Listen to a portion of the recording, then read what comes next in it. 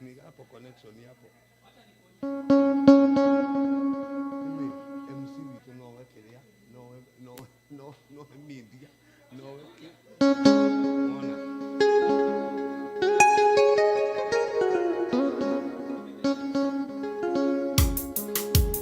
Kai muradhimi werathimagĩrwo rĩo kwenda thiũngĩ kũria kĩũria watu wakũrathima ũngĩharũrũkia.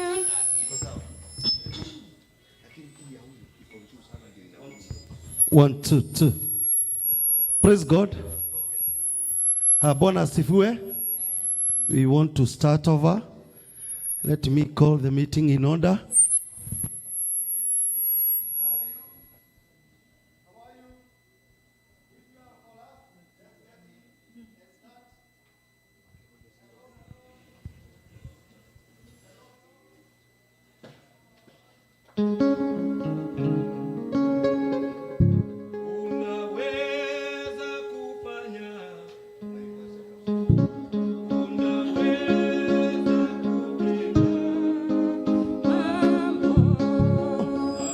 If you are for us, let's get into the hall and start the meeting.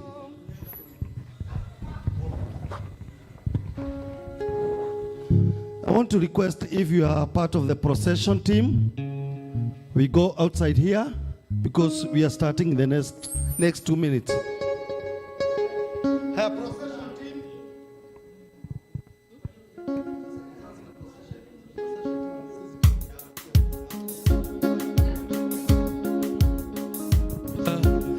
Unaweza kutenda mambo makubwa zaidi ya tuombavyo. Unaweza kufanya, unaweza kutenda mambo makubwa zaidi ya tuombavyo. Hachukua tumesoma ukafufundisha. Unaweza Bwana mambo makubwa zaidi ya tuombavyo. Hachukua tuweze ukatuwezesha. Unaweza kufanya. Bishop Bulaiti, unajua hivyo mambo makubwa unaweza kufanya, unaweza kufanya mambo makubwa zaidi ya tuombavyo. Nikurejeshe. Oh, shikilia DJ kidogo, Washira shikilia. If you are for us, please get out and be part of the procession team. It has been declared, everybody who have attended is part of the procession team. Yeah.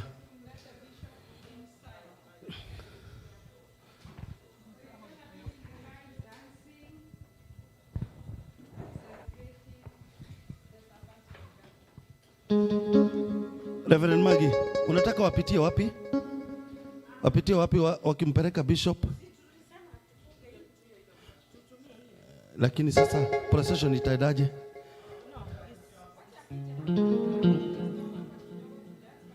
Okay.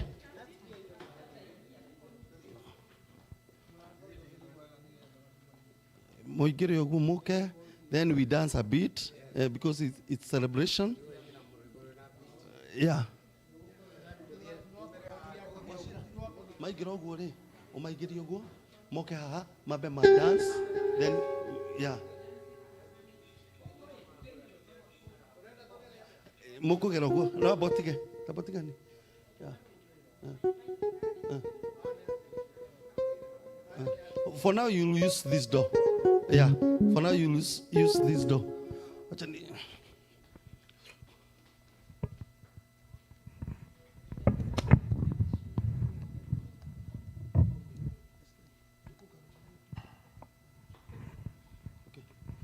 Pastor Michelle, you can give us the song.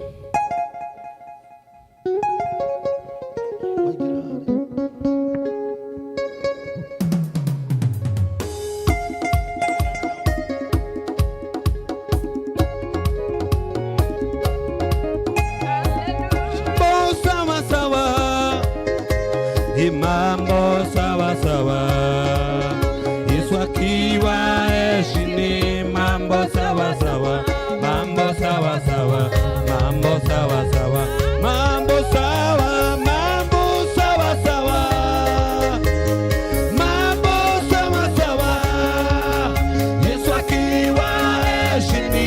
Mambo sawa sawa, mambo sawa sawa, mambo sawa. Inua mikono, sema mambo. Mambo sawa sawa,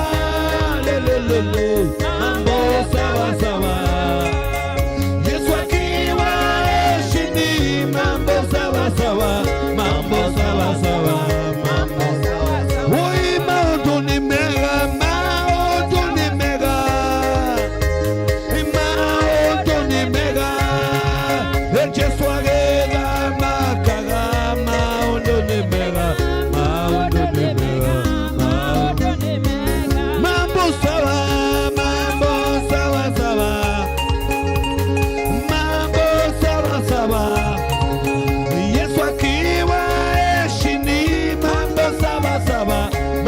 Sawa sawa, mambo tuimbe tukimba, mambo sawa sawa, mambo sawa sawa, Yesu akiwa heshini. Mambo sawa sawa, mambo sawa sawa, mambo sawa sawa. Sijaogopa maishani mwangu,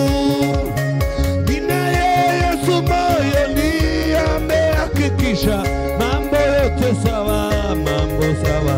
Sitaogopa mimi, sitaogopa maishani mwangu, ninaye Yesu moyoni amehakikisha. Mambo yote sawa, mambo sawa, mambo sawa sawa, mambo sawa sawa, Yesu akiwa heshini. Mambo sawa sawa, mambo sawa sawa, mambo sawa, mambo sawa sawa, mambo sawa sawa, Yesu akiwa heshini. Mambo sawa sawa, mambo sawa sawa, mambo sawa.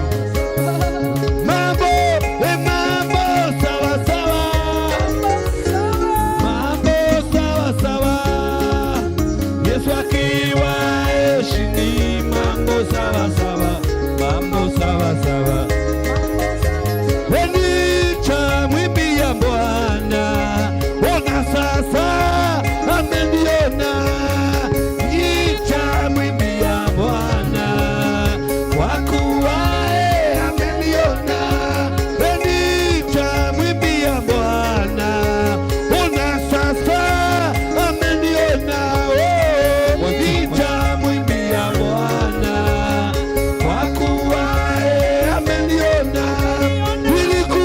sharia kanitoa kue, amenipandisha sasa, ameniona. Nitamwimbia Bwana, ni kwa kuwa ameniona, ameniona mama, ameniona mama, Mungu wa miungu, ameniona wewe, ameniona, ameniona,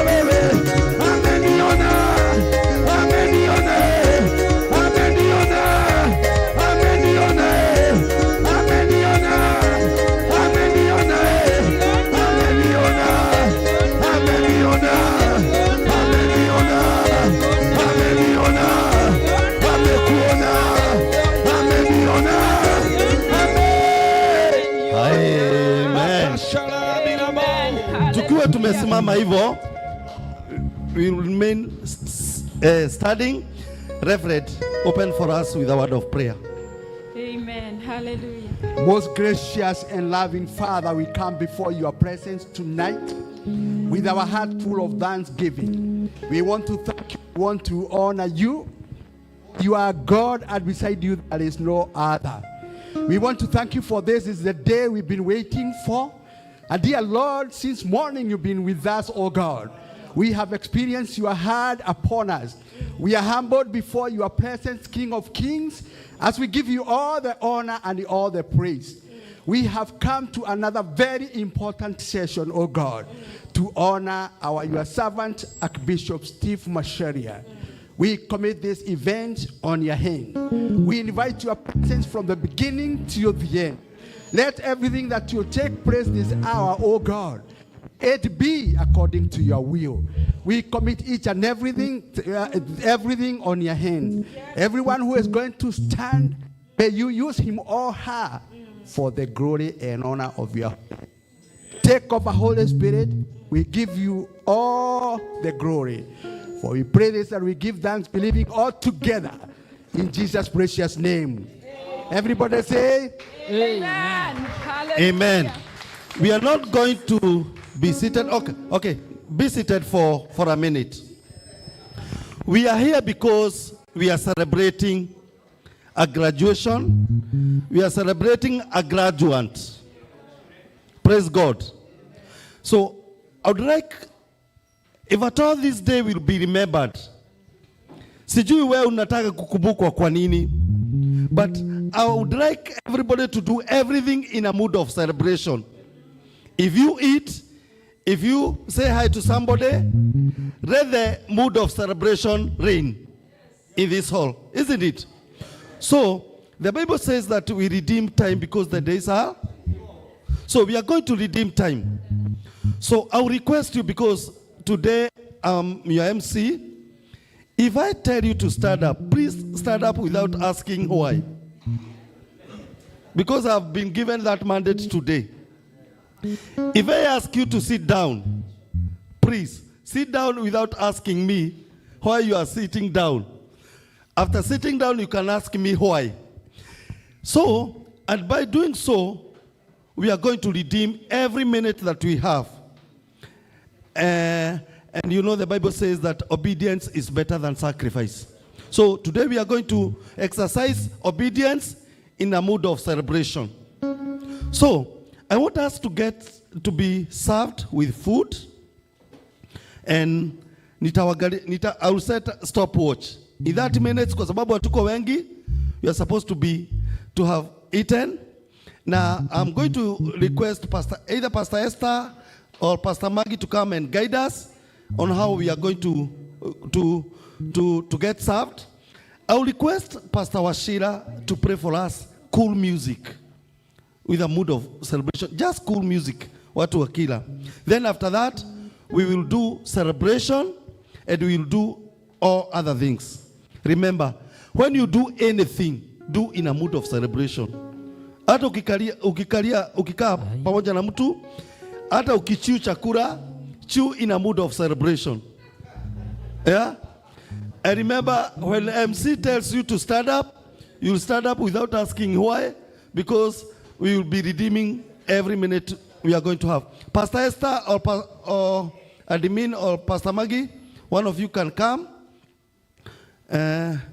Hatutaombea chakula, kuna mtu aliniambia tunaombea chakula imegojeka. Because we have started with a word of prayer, guide us on how you are going to be served, then we will just catch up. Pastor Washira, you are going to give us cool music. Odhudhiri adoya mariewega, but also in a mood of, hata ukikaribisha Bishop Jenga, unamkaribisha na a mood of celebration. Karibu Bishop, we love you. Karibu. Ni freestyle, unaweza keti pahali itakufurahisha. Welcome Pastor Esther.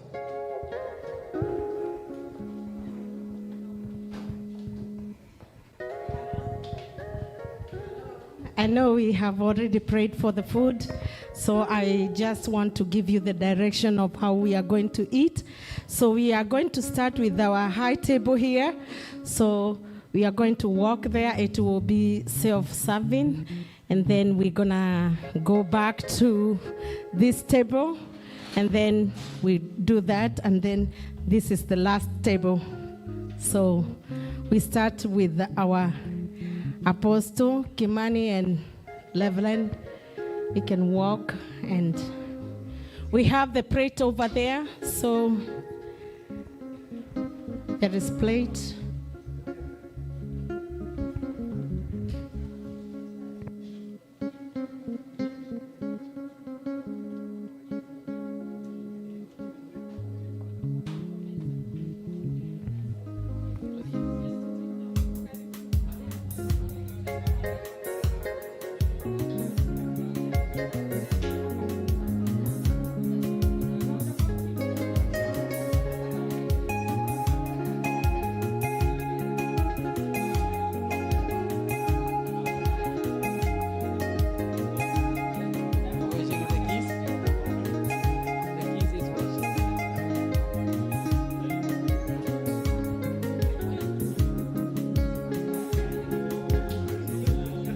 Us down. See what the Lord has done. All we waiting for has come to pass. See what the Lord has done. See what the Lord has done.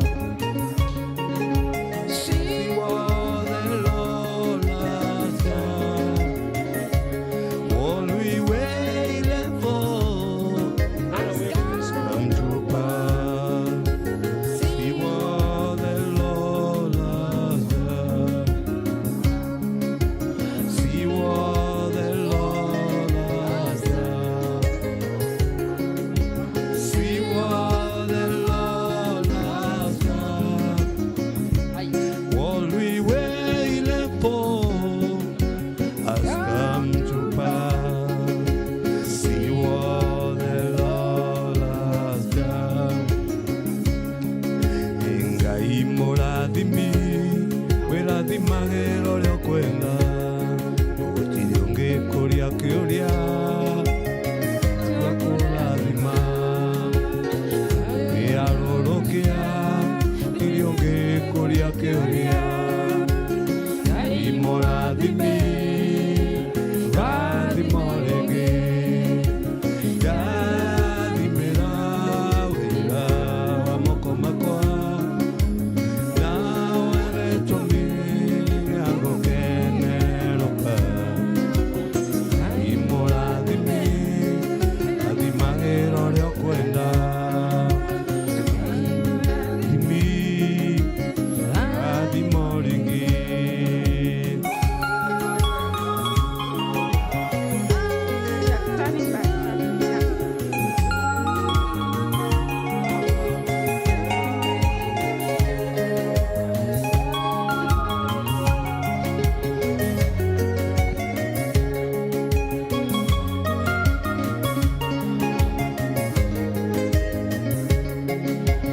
Jambe swasialirwo asiale make motwaruo Jambe swakirira jenjeria litwa aunjererie luongai onadime dalala We can go now. We start. ni akayakwa Leah, let's go and get the food. wamoko makwai now Okay, let's go. Imoradimi, radimagero lyokwenda. Imoradimi, radimorege.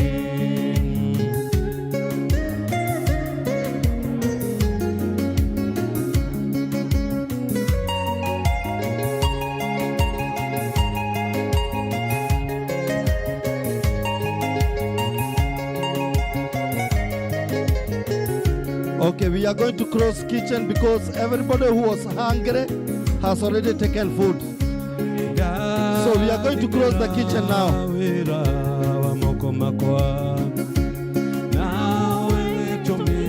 It seems most of the people who are fasting today.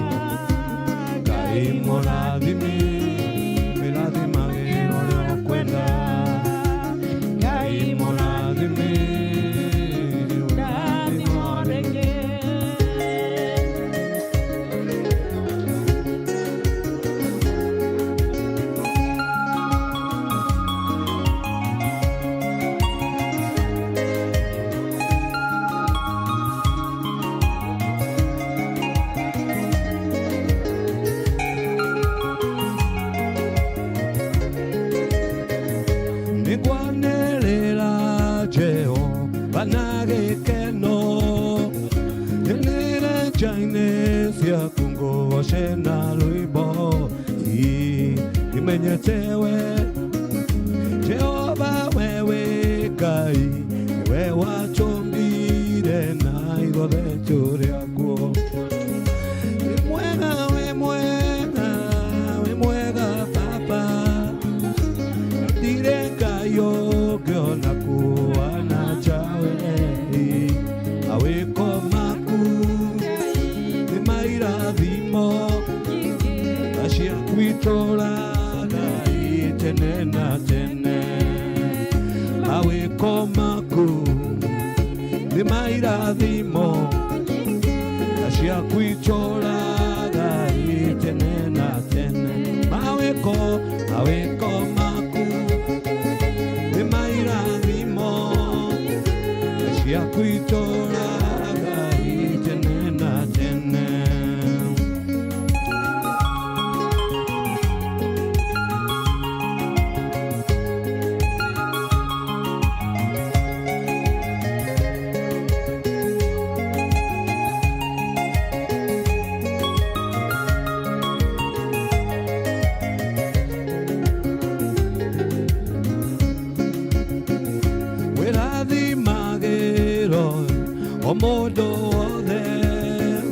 Mondo wecha na mondo tale wecha I ola di magera o mondo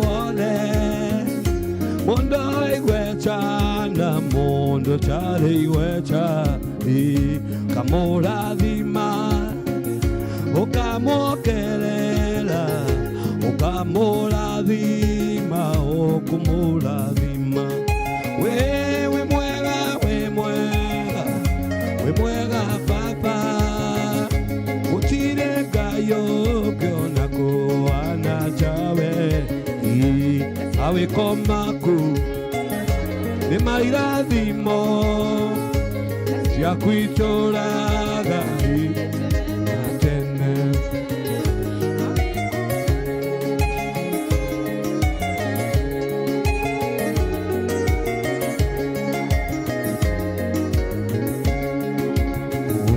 tumefika na mali tumechoka, iyo maana ninatambua amba wewe ni Ebeneza. Umbali tumefika na mali tumefika, iyo maana ninatambua amba wewe ni Ebeneza. Sio kwa uwezo wako, ila ni kwa uwezo wako. Mahali tumefika Baba, wacha tukushukuru. Baba umetusaidia kufika mahali tumefika, maana wewe ni Ebeneza. Maishani mwangu ninataka Ebeneza uwe msingi wangu, jiwe langu la pembeni na kuhitaji sana, jiwe langu la thamani na kutamani sana. Oh, Ebeneza jiwe langu, ninataka maisha yangu yajengwe juu yako. Ninataka uimbaji wangu ujengwe juu yako. Ninataka ndoa yangu ijengwe juu yako. Ndoa zilizojengwa juu yako Yawe asivunjiki kamwe. Nyumba zilizojengwa juu yako Yawe sivunjiki kamwe. Ninataka Ebeneza uwe msingi wangu, jiwe langu alamani na kutamani sana, jiwe langu alamani na kutamani sana. Oh, Ebeneza jiwe langu, oh, Ebeneza jiwe langu.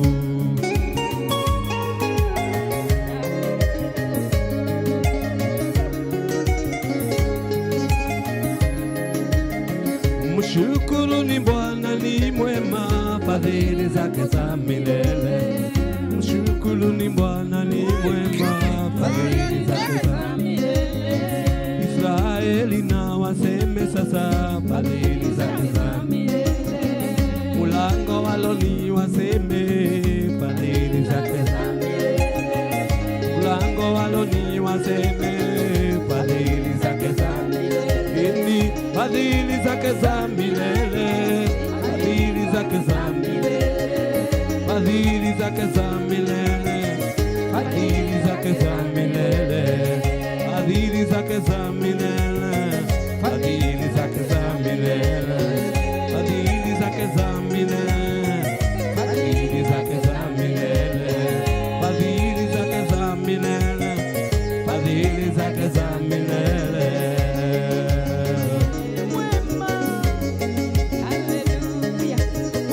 Mshukuruni Bwana ni mwema. Oh, mshukuruni Bwana ni mwema. Fadhili zake za milele, fadhili zake za milele, fadhili zake za milele, fadhili zake za milele, fadhili zake za milele, fadhili zake za milele, fadhili zake za milele, fadhili zake za milele. Pastor Ndaundi, ujue tunafunga leo kwa ile ngurupu. Tafadhali mtu mwenye ataona Pastor Ndaundi, kumbuka tunafunga fasting, we are in fasting kwa ile ngurupu. Lazima kuwe discipline kwa maombi ya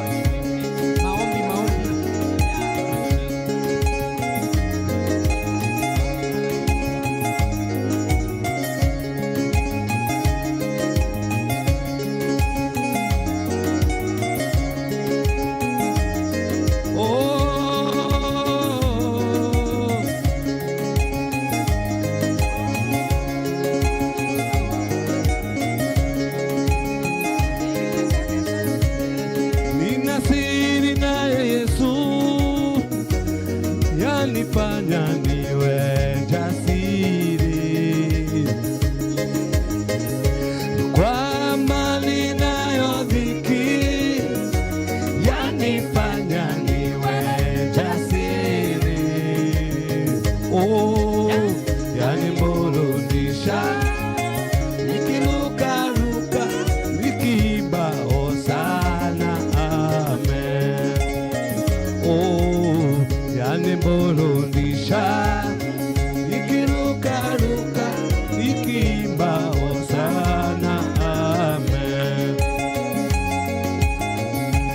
Waambie wanaolia ya kuteswa na malimwengu, waonjeni neema yake na rehema zake Mwokozi. Wanafunguliwa, wachawekwa huru, wachaimba hosana, amen. Nina siri naye Yesu, yanifanya niwe jasiri, kwa amani nayo dhiki, yanifanya niwe jasiri, yanimburudisha nikirukaruka, nikiimba hosana, amen. Reverend George, Kinionea Bishop Gethuku, Dr. Gethuku, mwele tucoketie ngatho atuteithia muno Facebook kule. Congratulations ile.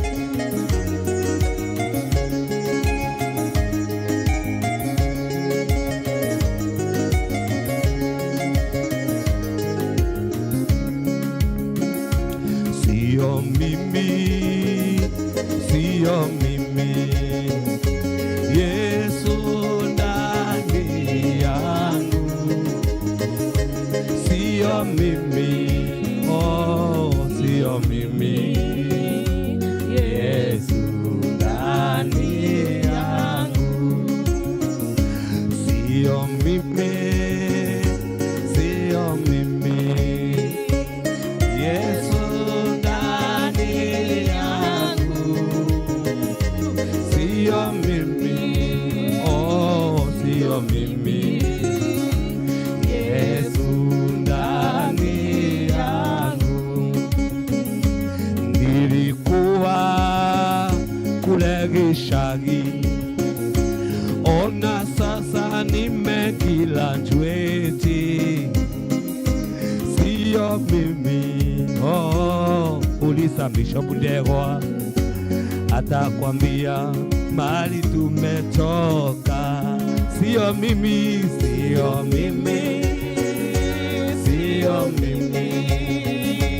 Yesu ndani yangu. Sio mimi, oh, sio mimi, Yesu ndani yangu. Sio mimi, Yesu ndani yangu. Sio mimi, oh, sio mimi, Yesu ndani yangu. Sio mimi, Yesu ndani yangu. Sio mimi, Yesu ndani yangu. Hata ukiona Kearie akiwa MC hapa, mukumbuka kuna wakati alikuwa kule Gishagi. Ona sasa nasomea kwenye university kubwa Amerika. Ni Yesu ndani yake. Amen, amen. Sio yeye, Yesu ndani yake. Sio yeye, Yesu ndani yake. Tini edoraga ni mwathani. I got a revelation. I was sitting there. I got a revelation. Because our next session is praising God. Na tukienda ku praise God, we are going to praise God when you are fully fed with physical food. I got a revelation. What if tukiendelea kula, maybe we be fed with spiritual food. So when we are praising, we are going to praise when you are fed with spiritual and physical, isn't it? And we will have energy, spiritual energy and physical energy. For this reason, brethren, in the next 2 minutes, I'm going to invite our preacher, Apostle Julius, who has assured me that he's going to give us a very brief sermon. Na mlimuona pale kwa hall. Dialect. Sermon na anamaliza. Amenibia 5 to 7 minutes. Yeah. So in the next 2 minutes, tukiendelea kula, we are going to give our preacher some around 7 to 10 minutes to feed us with spiritual food. Kwa hivyo hata nataka kumpea dakika hizo amalizie afanye 2-3 bites, then I'm going to invite him. Tini doraga, washira tu otoraga nega yutoraga, so endelea kidogo. Hamwezi sema amen kwa hiyo revelation ya chakula to feed spiritually and physically. Together to praise, we are going to praise for 2 things, isn't it? Yeah. Oh, mighty man of war, Lion of Judah, we bow down and worship you. Yahweh, Yahweh, come and do all only you can do. Mighty man of war, Lion of Judah, we bow down and worship you. Yahweh, Yahweh, come and do what only you can do. Yahweh, And we have a lot of food. Yahweh, If you go rowdy too, nobody will judge you. Yahweh, So we have a lot of food. You are free to come for second round, and nobody will judge you. Welcome. Come and do all only you can do. You are the Lord that killeth, yet you make alive. You are the Lion, yet you are the Lamb of God. My warrior, you are my deliverer. Come and do all only you can do. Mighty man of war, Lion of Judah, we bow down and worship you. Yahweh, Yahweh, come and do what only you can do. My beautifier, you taken away the shame, you taken away the pain, you made my love so beautiful. My beautifier, you taken away the shame, you taken away the pain, you made me die like you. My beautifier, taken away the shame, taken away the pain, you made my life so beautiful. My beautifier, taken away the shame, taken away the pain, you made me just like you.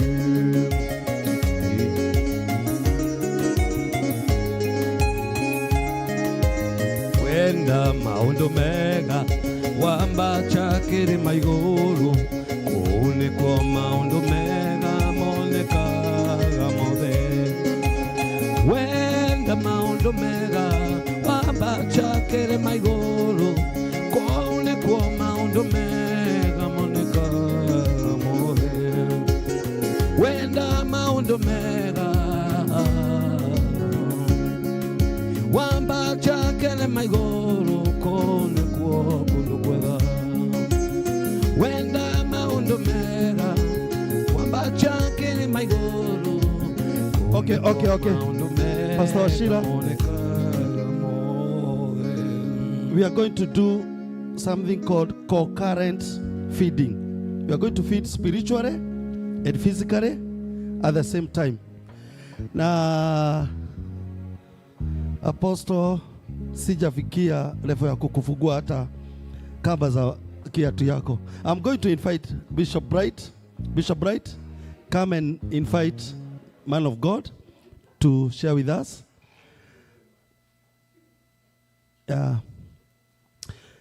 I'm going to do a humble request. Those 7-10 minutes, kusiwe na a lot of movements, tusiongee na simu sana, but you are allowed to continue eating, to go for another plate. Tumpe nafasi for 10 minutes. Let me give you a secret. When Apostle Kimani is giving a word, you cannot afford to miss even a word. Usipitwe na even a single word when he's preaching. Kwa sababu what I have learned, inaendaga ukimiss one word, kutakuwa na gap. So please, I would like to request to kusiwe na a lot of movements, interruptions. We give him those 7-10 minutes. Welcome, Bishop. Oh, thank you. Good evening, ladies and gentlemen. The Lord bless you.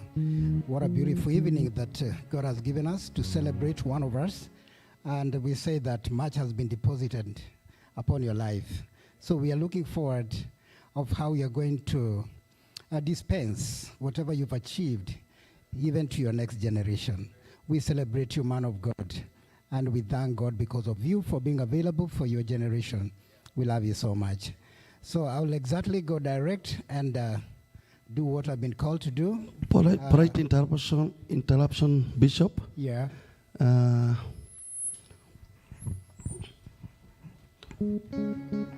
Bishop Oshira, you can give us some instrumentals.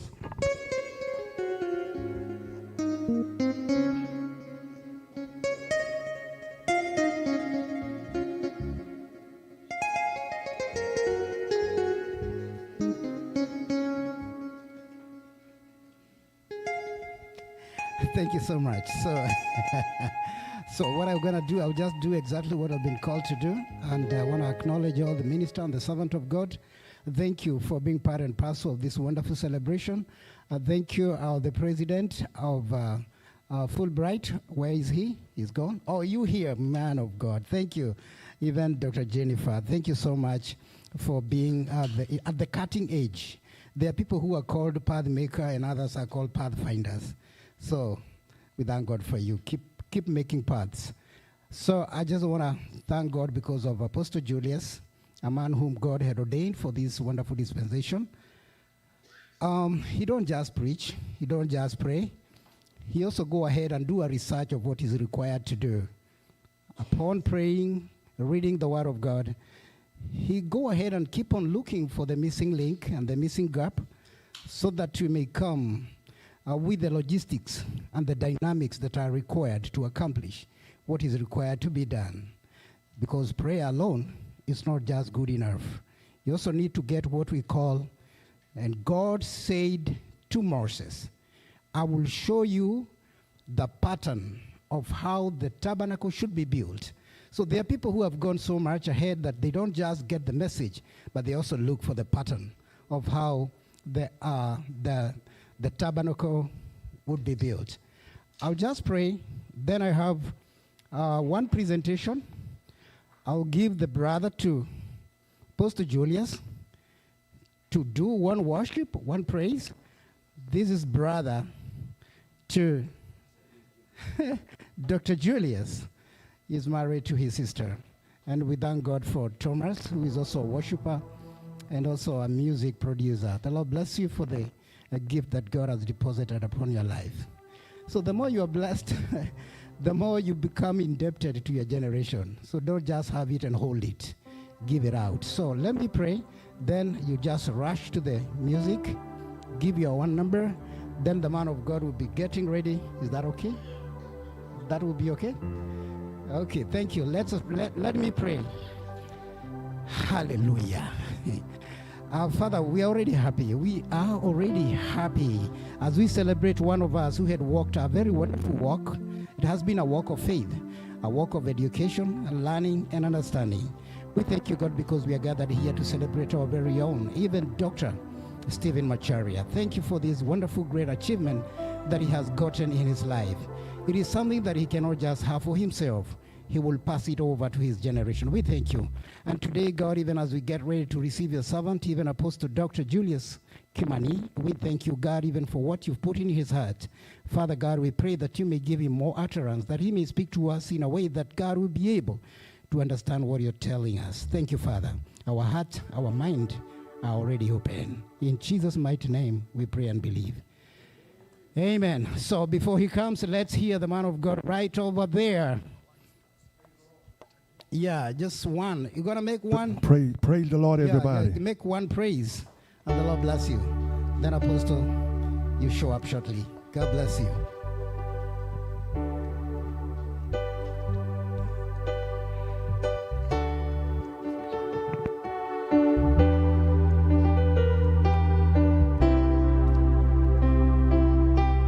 God is able to do just what he said he's gonna do.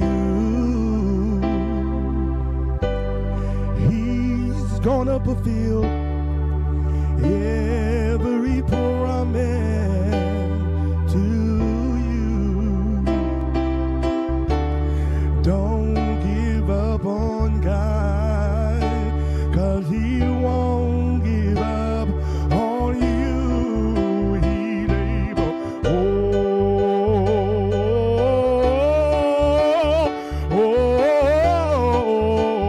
He's able. Listen. God is able to do just what he's said he's gonna do.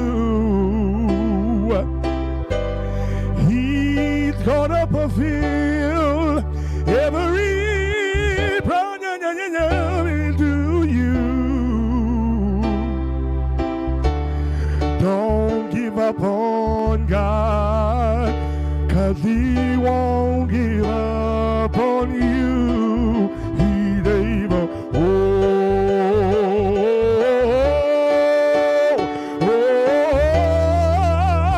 He's able. Listen, my God is able to carry you through. Oh, my.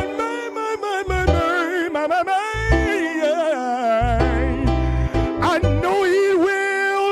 Oh, I know he will. Yeah. Oh, listen. Don't give up on God, 'cause he won't give up on you. Y'all, can y'all help me sing that part? Don't give up on God, 'cause he won't give up. Can y'all please help me? Don't give up on God. Don't give up on God, 'cause he won't give up on you. My God is able. God bless you. Hallelujah. Can we appreciate God for that wonderful, well, I can't even call, it's not a presentation. It is a presentation to God, isn't it? And may God keep on blessing you and keep on using you. Now, I want to take the shortest time. It is 17:48. I want to be done by 17:58. So you can start timing. Hallelujah. Now, I, as you heard, my name is Apostle Dr. Julius Kimani from Kenya. And I'm here just to celebrate this servant of God. In Kenya, I have a ministry called Shelter of Love Church. And I'm also in Kameme FM for the last 10 years with my wife, Pastor Jane, talking to families. So when I see families together, I get happy. And this is one God family. Amen. And I came here the first time because of this family. Hallelujah. Then out of this family, I met another family. And out of that family, I met Dr. Joe Bright. And the family keeps on continuing to expand. Then when I came also last time, I met this family of Bishop Ndegwa. And then Bishop Ndegwa, out of Bishop Ndegwa, I met this family. And so the family keeps on expanding. And today may you meet a new family. Amen. And then I have my brother-in-law now that makes me feel, they're saying because of the video, I stand here. It is called, so because of that, he's married to my sister.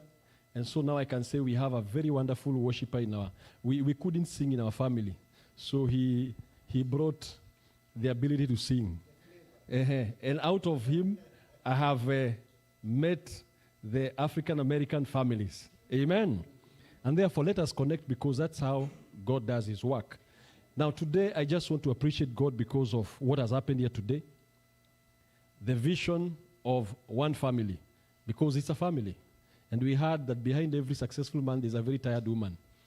And I also say behind every successful, tired woman, there's also a very dying man. Because the Bible says, husbands, love your wife and die, as Christ died for the church. And sometimes I think ladies make us to die more times than Jesus. Jesus died once, but I think we die very many times. Si ni kweli wanaume? Anyway, that's for another day. All right, now he died. Anyway, we die daily. Thank you so much. And I want to read, just to speak because of what has happened here today. This man of God, of course, you heard him talk about the ministry that he is in, a ministry that is 300 church plus. And even the ones he mentioned, it's very few pastors who will say, or men of God who will say there was a breakaway. But he is so confident, even that breakaway, they are still his children. Amen. And therefore, he's a man who is a blessed man. And I will start by reading a simple scripture. The Bible says in Hebrews 7:7, and without all contradiction, the less is blessed of the better.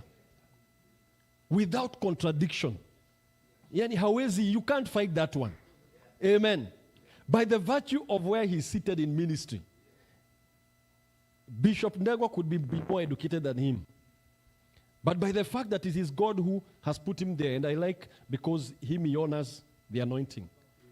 There is a blessing in this man that there is no contradiction that he is a blesser. Hallelujah. He is a blesser. That means he carries a blessing. You as a servant of God, wherever you are serving, that ministry, that you founded it and there are people who are more educated than you, you still carry the blessing for even those who are educated more than you. Now, when we sit here when we are under Fulbright, like I work with Dr. Githuku under one of the chapters, there is no way, even if I get 10 professors, I have 10 doctorates. The fact that he's the one that founded that, he's a blesser. Hallelujah. And so here today, we are here to honor a man that though he has chosen education, he still would have gotten. It is possible for him. If he was given an honorary, which Dr. Githuku doesn't like, but if he was given an honorary, he has done enough work to earn that. But he chose a path. Hallelujah. He chose a path that is honorable, that there can be no contradiction, that when he says, I am a blesser in this level, he can be able to bless. Amen. And especially for those that are of the ministry that are under him. And the Bible continues to say, I like this verse. If anybody, if your pastors teach people this. There is a time I taught this particular verse and everything changed in our ministry. Blessings began to flow. The Bible says, verily I say unto you, that he that receives whoever I send receives me. And he that receives me receives him that sent me. Now, if I was to use these three, now he's God the Father, God the Son, then the man of God. Now, the Jesus was saying, he that receives this man who is here on earth receives Jesus who sent the man. And if you receive this man, you receive Jesus. And then he says, if you receive him, then you also receive him that sent me. Hallelujah. You receive him that sent me. So when you receive this man, you have received Christ and you have received God. And how much more when you bless this man? Are you understanding? Now, when, there is a lot of fighting against leaders of the church that you cannot give to a church leader. And I'm not afraid to say that if you don't give me as my member of the church, you're missing out on the blessing of the one that sent me. Bwana asifiwe. There is, you can fight it all the way. But at the end of the day, you deny yourself. So we must, especially GOC. GOC. Hallelujah. Let me tell you, GOC. You can toil and work hard, but there is one grace that you can connect to, and it throws you to another level. And there are two levels.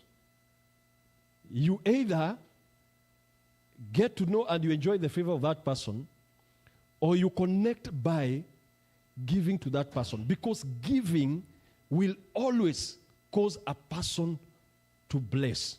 Hallelujah. And I always say this, that the men of God, servants of God, are the only ones that carry blessings for everybody. You know, a father carries a blessing for his son. I cannot bless my neighbor's son. Come here, I bless you with the blessing of a father. I can't. But a man of God, as a man of God, I can call my neighbor's son and I tell them I want to bless you. And therefore, locked up, because we're talking about one man, locked up in this man, there is a blessing for all of us. Whether he's your bishop or not your bishop, there is a blessing locked up in him. And there is a way we can connect up with this blessing. Amen. And one of the easiest ways is by giving. Amen. Let us ask ourselves, this man called Isaac, this is a father who has two sons, unlike the father of the prodigal, who the son went and said, divide. And the father divided his inheritance between two. But this Isaac says, I don't want, when I bless you, or when I give you my inheritance, that inheritance has no blessing. Because you can get land, but the land is not blessed. But Isaac calls his one son. He said, prepare me meat. Just prepare me. What was the cost of that meat? The cost was go out and hunt, but he cannot eat more than a kilo. Even if you are a very, very big eater. Wale wanakulaga mpaka you can eat your children's food. You cannot eat a whole goat alone. Unless you are oloitip-tip. Those who remember oloitip-tip. But he said, bring me a venison that I love most. Kwa sababu alikuwa anapenda nyama kama ya kondoo, kama ya mbuzi. Ya swara. Thank you, sir. And he said, bring so that I may bless you. Now, there are some things that are locked up in men, especially fathers and servants of God, that there is a venison that can unlock that blessing. But what do? We usually give anything. We become general. But the Bible says, Isaac said, bring me the venison that I love most. In other words, don't bring me what I don't like. Just give me what I like. Now, if I were you, I would ask the servant of God, what do you like? Maybe it is just a trouser. Maybe it is just anything. But at the end of the day, you need also to connect up with God and ask yourself, if I was to bless this man who has come here to share the gospel, what does he like? When I landed in Oregon, there is a man who asked me, what shoes do you like? And then I began to, najua kugugu, kwa kakili, what do I like? Then I mentioned, and he took me to that store and bought me the shoes. Ile baraka nilitoa huko nilikuwa nasikia tu inatoka kama maji. Bwana asifiwe. Because it is what I like most. Today as we stand here, and you know I had said I'll finish at 8, but zile kulikuwa na ile introduction, so I have 2 minutes. Amen. The Bible says in Philippians 4:15 up to 19, very quickly. Now you Philippians. Now I will call you now you Kenyan in America. Know also that in the beginning of the gospel, when I departed from Macedonia, no church communicated with me as concerning giving and receiving, but you only. Not that I desire a gift. Hear the word of God. You know, when servants of God sometimes will say, come and bless this man of God. If you go to his home, he can feed us, all of us. You heard what one of the alimpeleka ile safari lodge. So he's not lacking. And just like Paul said, he said, not that I desire a gift. This man has enough suits. He has enough shoes. I know his car in Kenya. It is very nice. The house where he lives, it's very nice. But he says, I desire fruit that may abound to your account. There is something God wants to drop into your account today. And there is something that you can unleash. Kidogo tu, kikubwa tu, and then, boom, a fruit. And the Bible says that it may abound. Abound means you enter into abundance. So I'm challenging us today. Even as we honor this man of God because of what he has achieved. It is his achievement, but it is only a paper for himself. That paper will become relevant to others. He will become a blesser. Bwana asifiwe. And therefore, even as we do whatever we need to do, as we celebrate him together, let us remember that we can connect. Hallelujah. I am here. If I was to look for him in Kenya, I would not find him. Because he's too busy. But now that I am here, he's here. So I'll just sit next to him and I say, see, brother. Kulai. Amen. But inside, there in Kenya, it's very hard to meet him. So today, I'm challenging all of us, as servants of God, as you go back to your churches, remember to teach people on how to get these blessings. Because the blessings are there. Na tuko nazo. Like some of you fathers are seated here. Haujai bariki wa kijana wako. Kwa sababu nasema, haka bado, kuna pahali hakajaniguza vizuri. Hakajaniguza vizuri. So there is still blessing remaining in you. But there is something that you can do to your father or mother. Aseme, my son, radhimu. Amen. So even as you serve God in ministries that you are in, let us learn to teach these young people or our members the truth. If Isaac had not told Jacob, bring me the venison, huo kijana hangepata baraka. So sometimes as a father we need to make a demand. But today, may God bless you. May God bless you. Because Philippians 4:19 becomes your portion. The Bible says, but my God shall supply all your need according to his riches in glory by Christ Jesus. What is that need that you have? All your need. Some of you, all your need is one paper. It can be unlocked. Some of you, all your need is a husband. God can unlock. Some of you, all your need is a wife. Some of you, all your need is for that son to stop drinking. Unasema tu, Mungu huyu akawacha tukufanya hivi. And God says, but my God shall supply. We quote that scripture out of context, but it is only for those who have connected with a seed or a blessing to the servant of God. Paul said that you have sent, you have supplied unto my need, not to the church need. So today, let us be a blessing to this man of God. Amekuwa hapa, ametubariki, amebariki wengi, and he remains humble. Now, he may not tell you anything, but at the end of the day, the biggest blessing is when we connect. Hallelujah. And one time, Dr. Githuko, I think you called me. You know, hawa watu umefunza wote. Unajua ukifunza huyu, umefunza kanisa yake yote. Pia wakutafutie baraka. Kwa sababu school fees haitoshi. Amen. Si ni kweli? School fees haitoshi. Huyu mtu amefunza mapastors. Na pia anahitaji baraka. But today, it is this bishop. Archbishop. Can we pray? Can we pray? Let us appreciate Jesus. Amen. Even if you are not planned, you may not have a need, but your generation may have a need. Hallelujah. Your generation may have a need.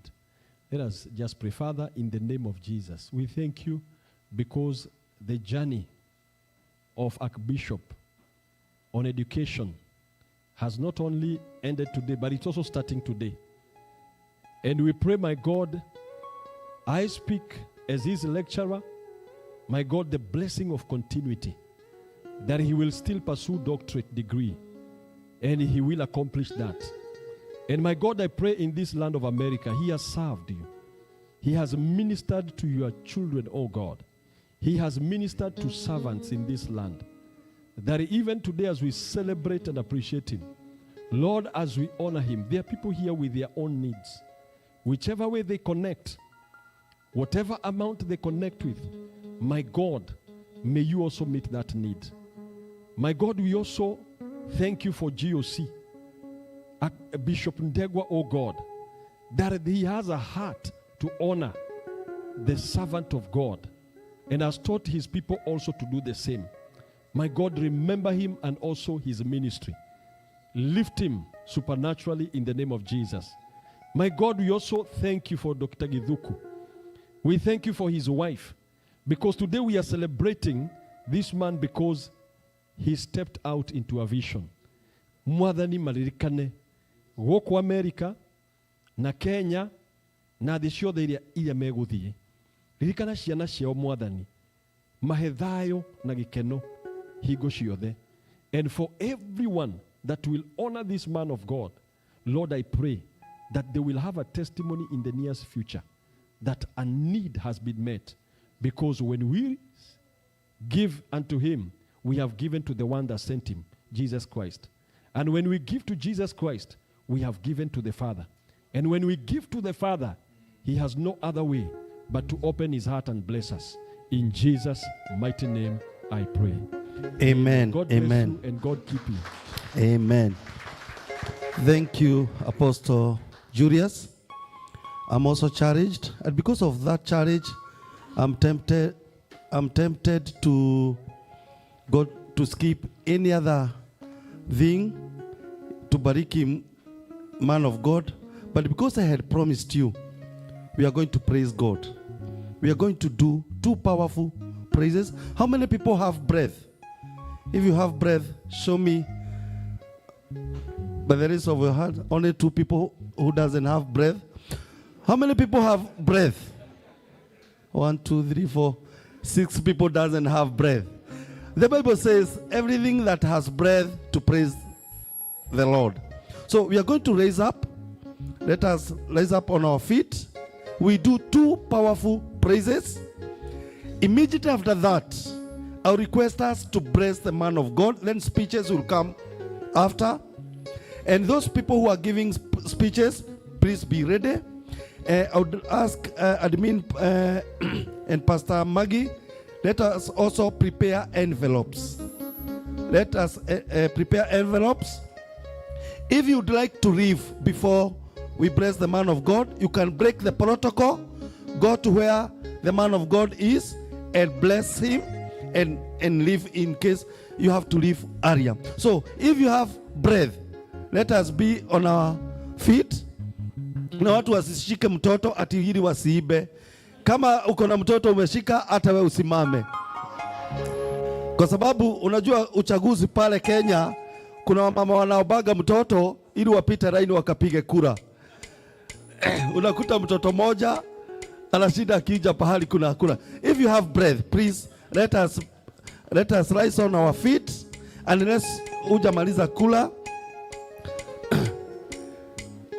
Na kama missionary Daudi anataka kusimama, hata wewe uko na mtoto utasimama. Na wenye wamekuja, tafadhali you are free to come and serve yourself. So let us have 2 powerful praises.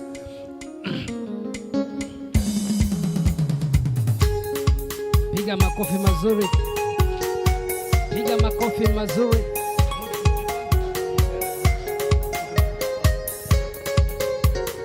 Cha kutumaini sina ila damu yake Yesu.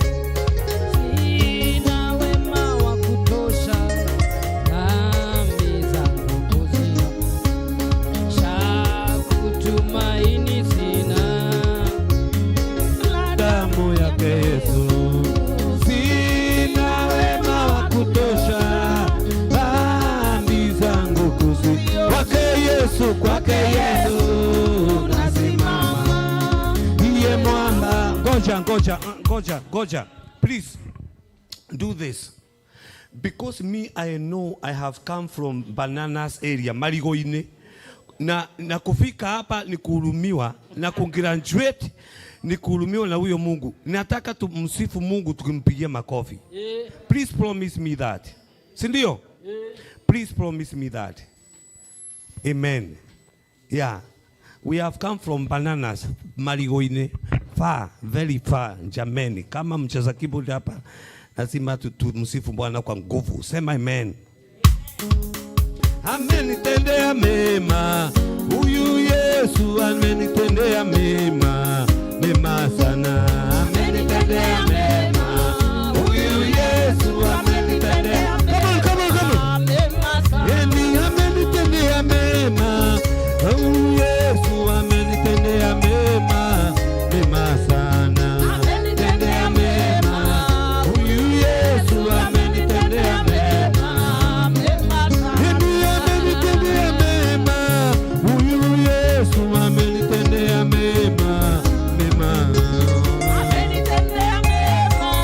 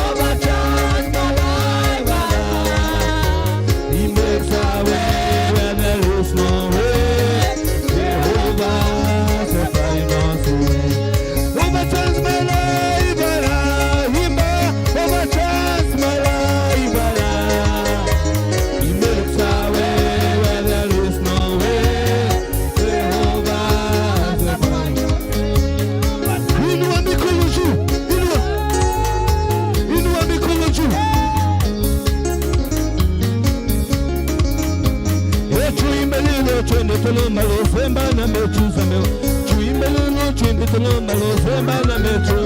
Bile bile bile. Bile bile bile. Bile bile bile. Bile bile bile.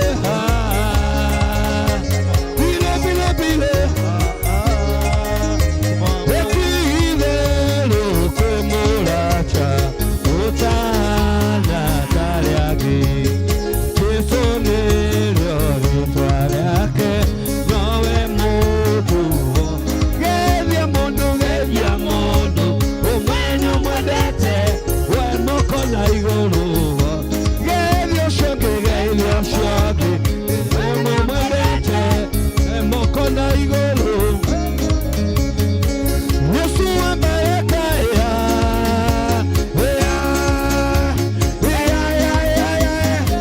Yesu ambalaka. Ambalaka. Ambalaka. Yesu ambalaka. Ambalaka. Ambalaka. Wenisalimia mtu.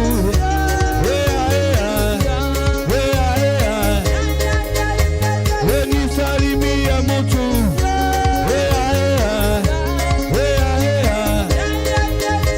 Wetubariki bishopu. Abarikiwe. Abarikiwe. Inua mikono yako, bariki bishopu. Bariki. Bariki. Bariki bishopu. Bariki bishopu. Bariki bishopu. Bariki bishopu. Bariki bishopu. Umbarikiwe mpaka ushangae. Umbarikiwe mpaka ushangae. Umbarikiwe mpaka ushangae. Umbarikiwe mpaka ushangae. Umbarikiwe mpaka ushangae. Umbarikiwe mpaka ushangae.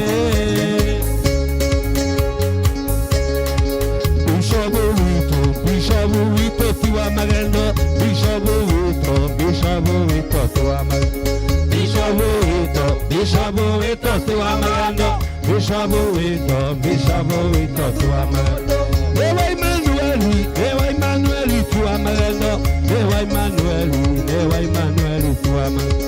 Okena bishopu como daño yonimo. Na bishopu como daño yonimo. Okena bishopu como daño yonimo. Na bishopu como daño yonimo. Obiena mbele anini modaño yonimo. Obiena buena anini modaño yonimo.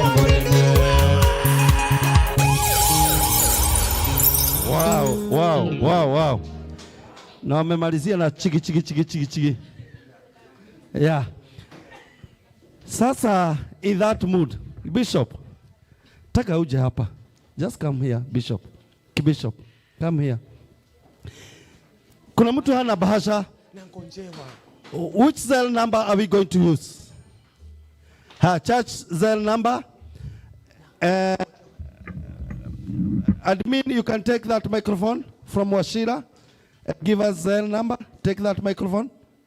Yeah, take that microphone. Wale wako na cell number ya church? We are using that cell number. Yeah, the number is 253 349 7881. Pole. Slowly. Okay, it is 253 349 7881. Okay. 7881 ndizo namba za mwisho. We can have our seat.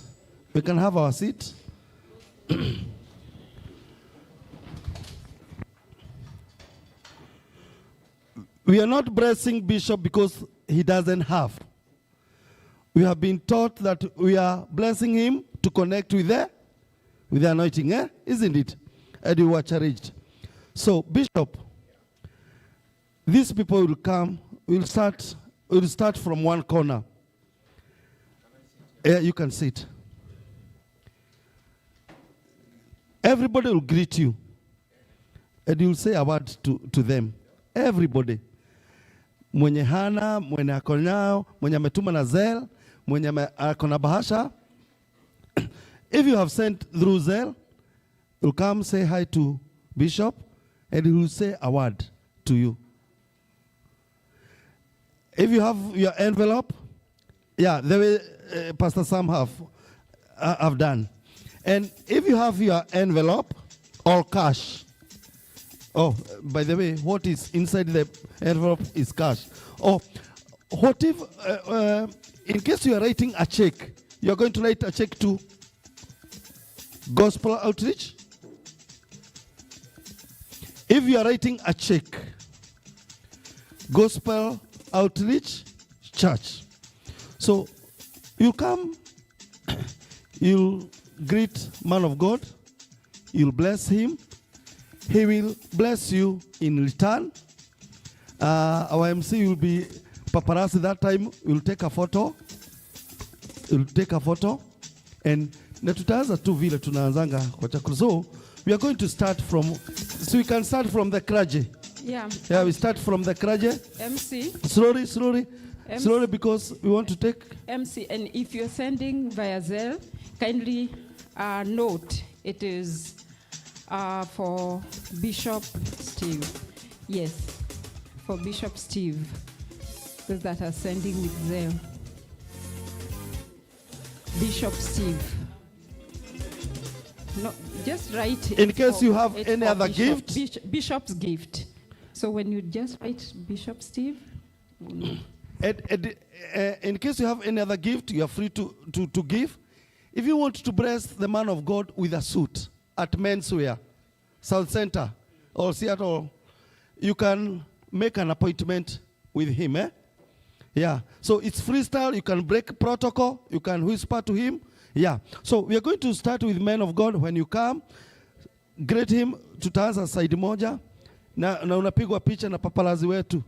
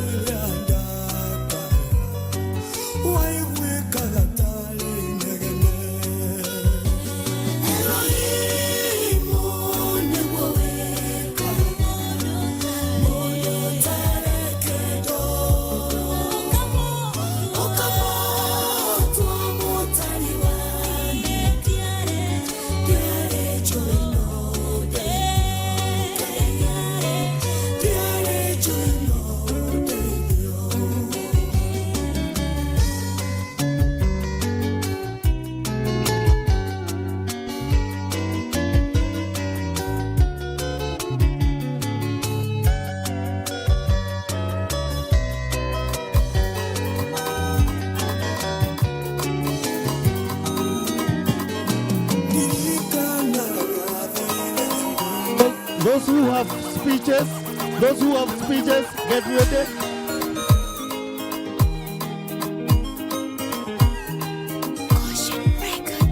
Maithori maya ndĩraita matũthũkĩte gĩkeno-inĩ nĩgũkorwo nĩ waiguire hĩndĩ ĩrĩa ndagwĩtaga ndwetĩkĩrire gũikara haraya na kayũ gakwa wangũthũkĩire ũkĩnjoya mahĩndĩ matanagona kũngĩgakinya ngoro ĩno yakwa nĩ kaina marĩngĩ herũthanga mĩũmĩrĩria na ihatũra rĩu rĩaku nĩndĩmeririkanagia hĩndĩ ĩrĩa gwathongomano na guothe kũngĩgatura harĩ we ndĩkorĩra nĩndagĩtete mwĩhoko gwakirie gũthererũka ndarĩte ũtukũ mũgima ngĩethana na gĩthindi gĩaku ndathenyũkaga kũgũrũ ngĩgũkinyĩra ũtanabuĩria no ndagĩka-inĩ ya mũico ndũigana kũndigoreri kũngĩgakinya ngoro ĩno yakwa nĩ kaina marĩngĩ herũthanga mĩũmĩrĩria na ihatũra rĩu rĩaku nĩndĩ meririkanagia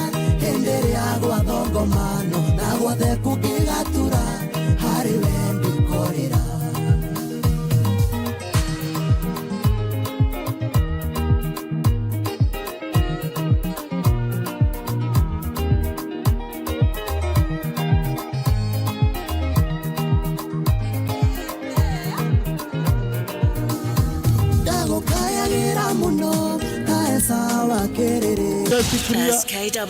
DJ Shikria.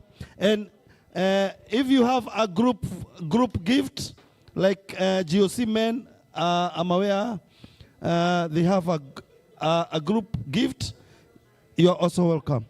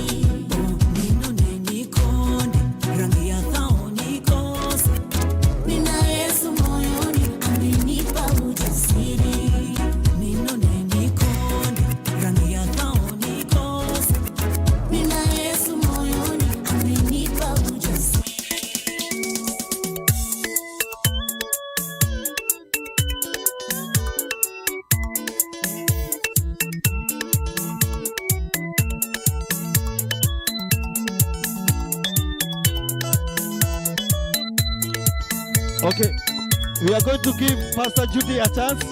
Pastor Judy, you want to come dancing? Hi, it's your turn now.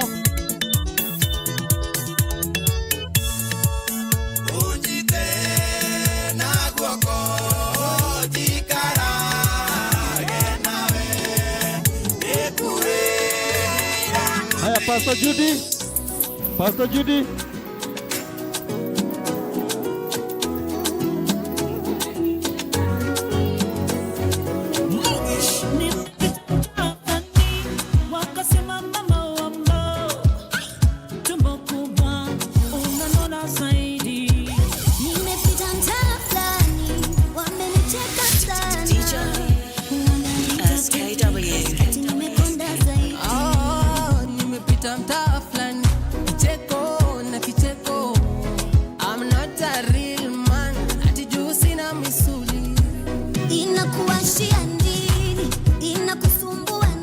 Dakika yako imeisha.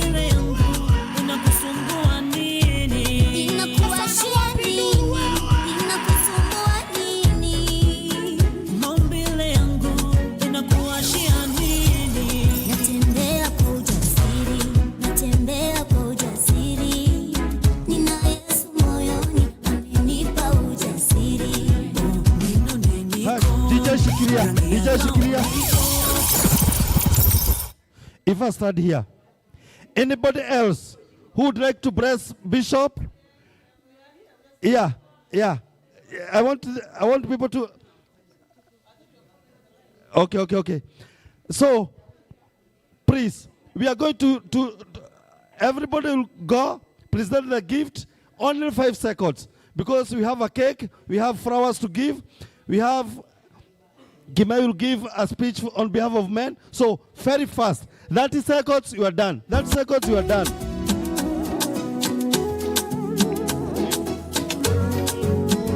DJ SKW.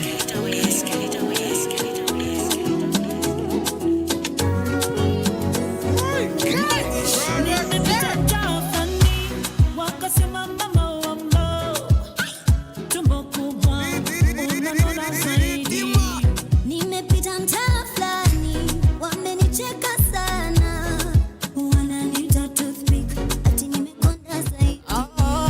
Nimepita mtaa fulani. DJ shikilia. Okay. Nataka kujua ni watu wangapi, because we want to end this session. Please take as little time as 30 seconds. The king is in the house. Inakuashia nini? Inakusumbua nini? Okay, very fast. Inakuashia nini? Inakusumbua nini? The king is in the house with the queen. DJ SKW. Natembea kwa ujasiri, natembea kwa ujasiri. Nina Yesu moyoni, amenipa ujasiri. Mnaonaje hapo? Nina Yesu moyoni, amenipa ujasiri.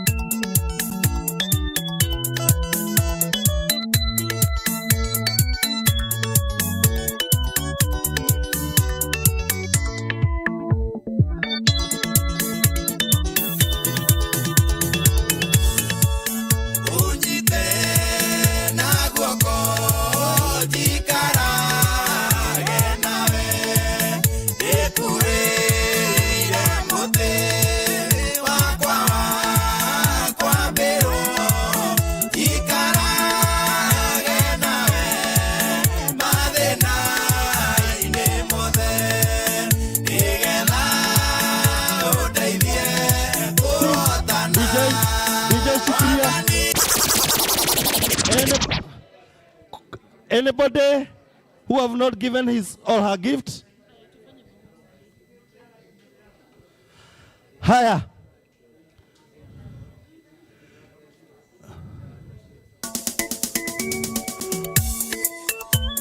Okay. DJ shikilia. Ni sisi tunafanya makelele ama ni nje? Okay.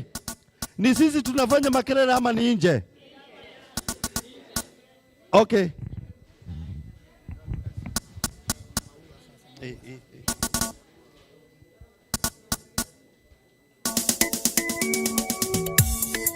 Okay, I want to request everybody get seated. Naomba kila mtu aketi chini. Iva. Naomba kila mtu aketi chini. Yeah, no. Excuse DJ. Okay, can we have order? Let's have order. Let's have order. Let's have order. Let's have order. If you are for us, can we have order? Pastor Judy, if you are for us, can we sit down and have order? Everybody who is for us, can we have order? If you are for us, let's have order. Nataka tupeane maua. Then we hear 2 or 3 speeches. We have our cake. Then we call it a day. Isn't it? Yeah. So, and admin and Pastor Maggie have an announcement. Do the flowers. Pastor Maggie will make the announcement. Haya. Do it. Do you want a microphone? Unakujaga na note, unaweka hapa, hebu onyeshe. Demonstrate. Kaa pale demonstrate. Judy, kuja ushike microphone msaidiane.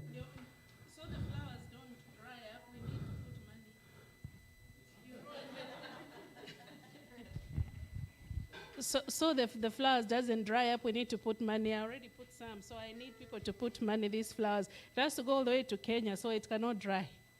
Yeah, so we need money. Muziki ya pesa ya maua. Simon. Yeah. Until it is full, and then I will move, or I'm not moving.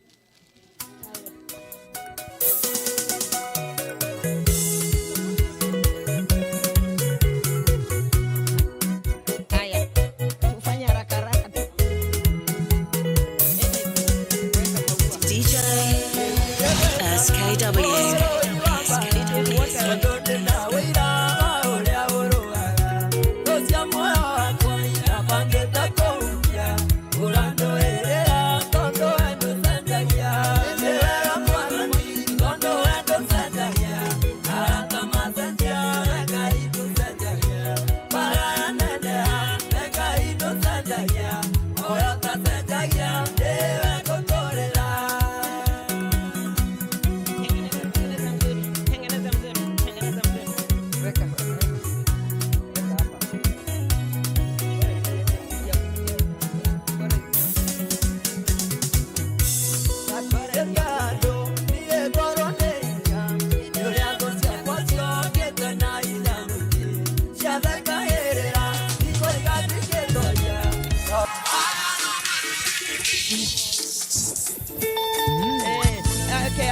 We are almost there.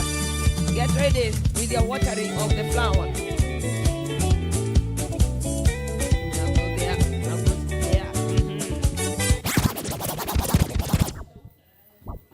Finally, brethren, we can present the flowers.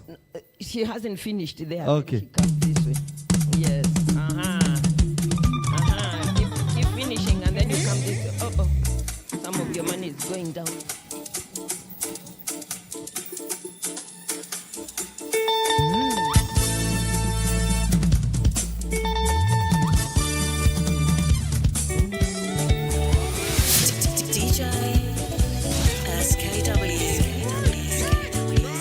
Finally, brethren,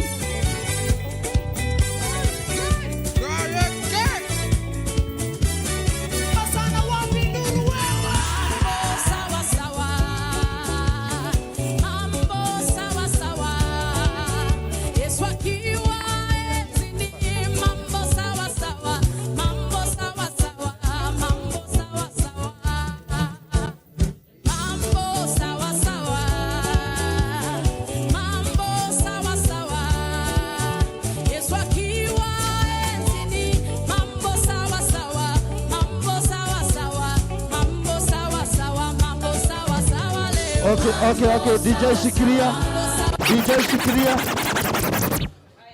Okay, GOC members are going to present these flowers in style. So, if you are a member of GOC, please walk here. We present the flowers in style. If you want to dance, DJ can give us a short song. You present the flowers in style. If you are a member of GOC, rise up. Let's present the flowers.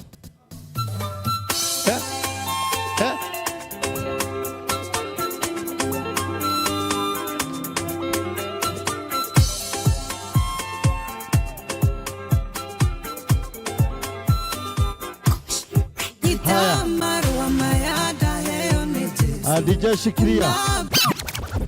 Dr. Jennifer, you have been pre-selected to be among those people who are going to present the flowers. Reverend Sam, you have been pre-selected. Unajua ile kadi unatumianga unaambiwa you have been pre-selected.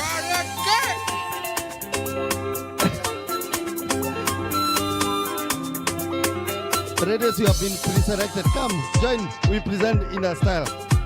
Join.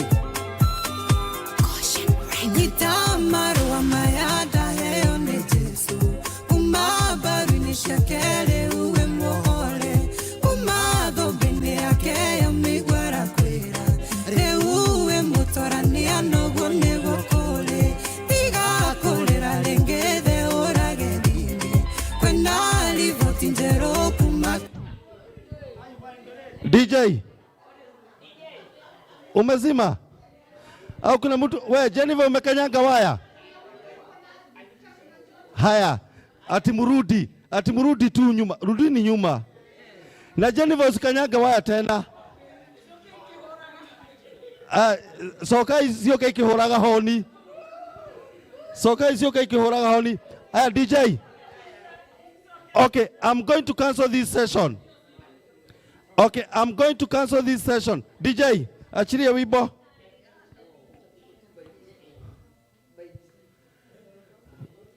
Na agikomo mwinire ni ucio ndona ni twararira.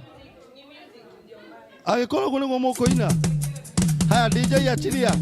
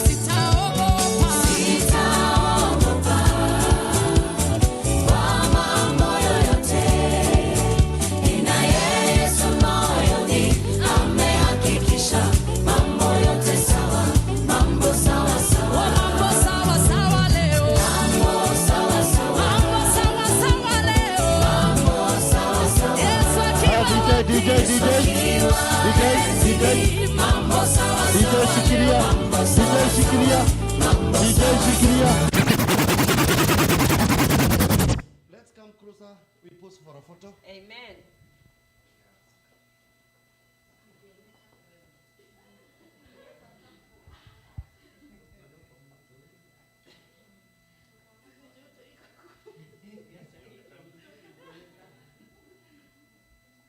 Kings anasema haonekani kwa sababu ako in front of the camera. Okay, thank you. Now Bishop, you can have your seat. Kuna wimbo inakuja, nyinyi ngojeni tu hivyo. Okay. I want to give 3 speeches. We have some friends who came out of state, Mr. and Mrs. Monga.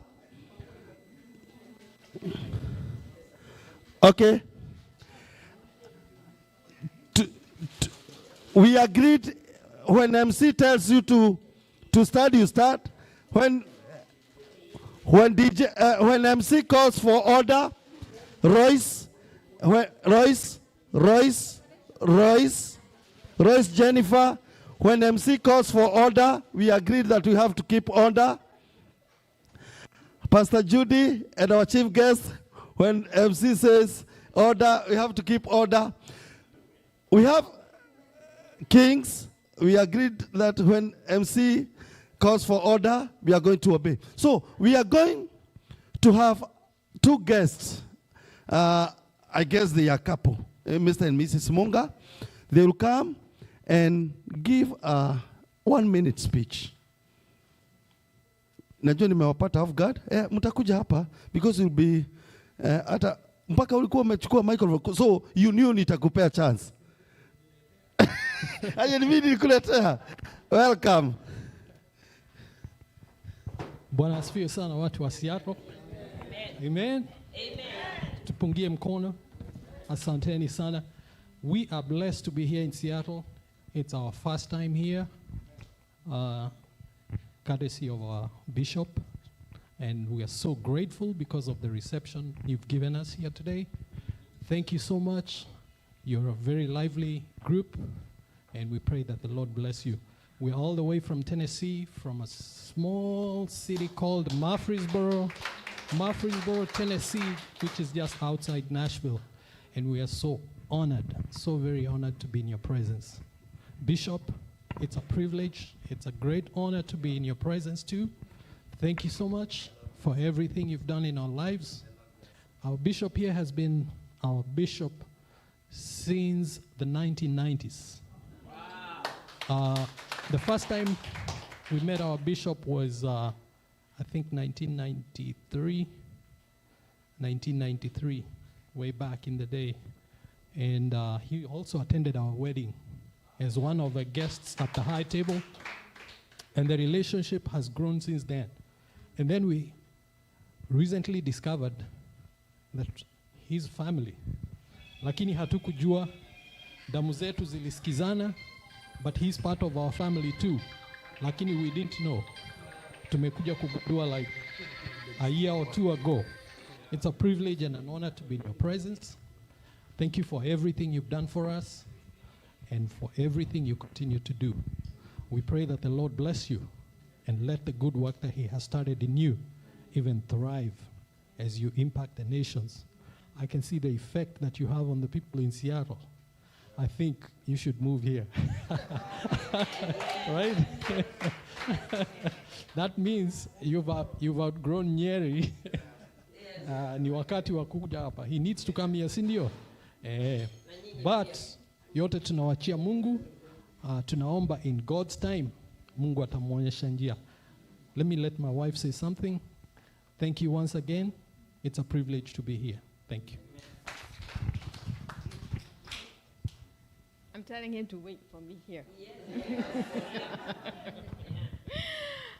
I'm just saying thank you. Thank you to you. Thank you to the bishop.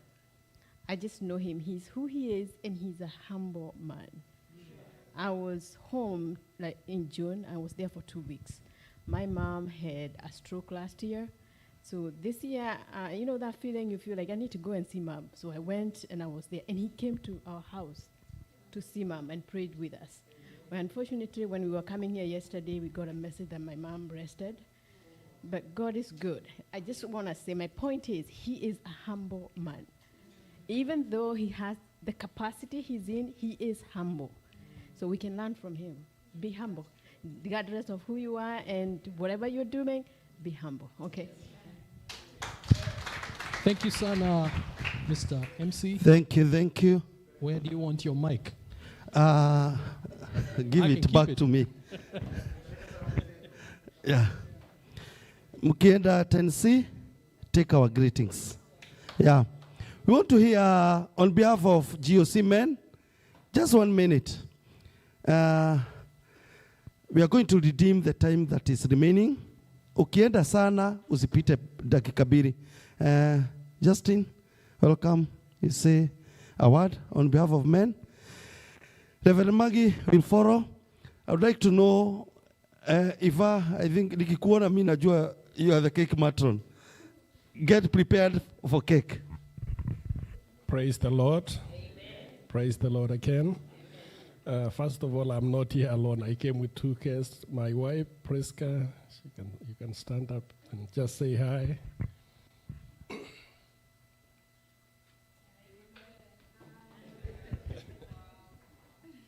Hi, everybody.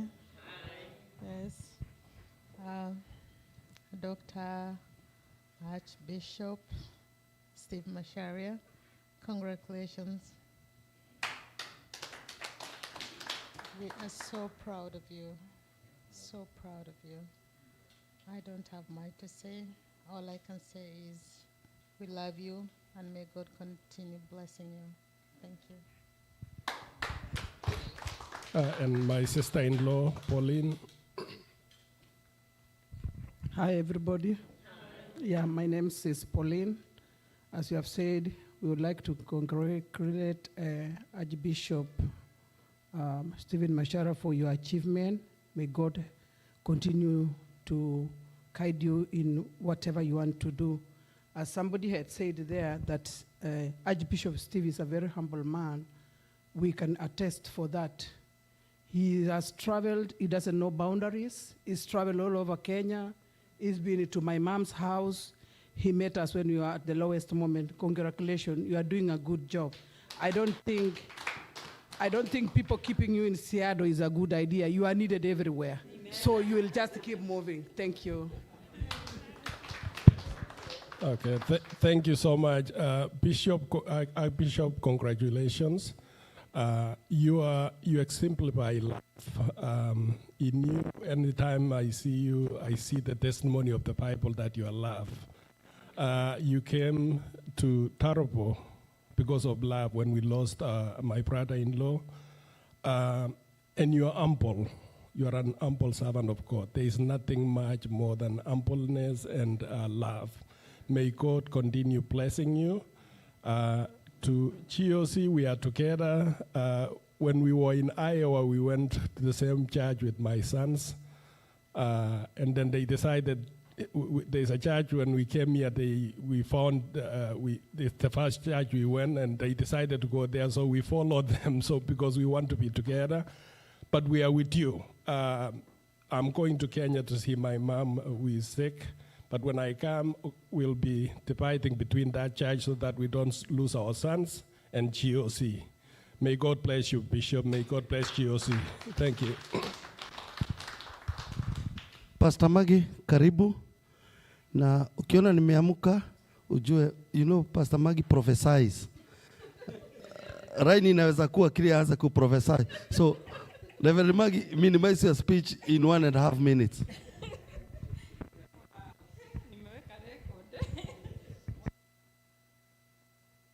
Things. Hallelujah. Give God the glory. Amen. Yeah, I greet you in the name of Jesus. How are you, Nee? Amen.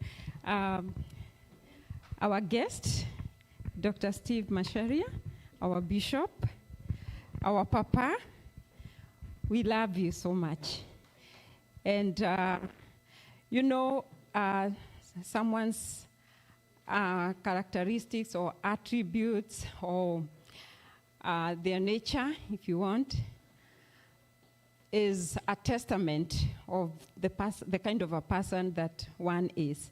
And for sure, everybody, when you talk about humility, on behalf of GOC, and because I came to speak on behalf of the GOC mothers, yeah, I'm actually, a witness, because I've had the privilege of living very close to him when he is here, serving him. And wacha hivyo Pauline anasema ati tusimweke hapa, we feel like we don't want to let go because he is a man of peace.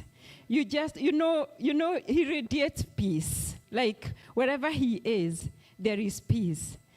Hata akiongea, akifanya tu mambo yake pole pole, hakuna haraka haraka kama our baba. You know, when we are with our dad, haraka haraka, tunaamrishwa kijeshi.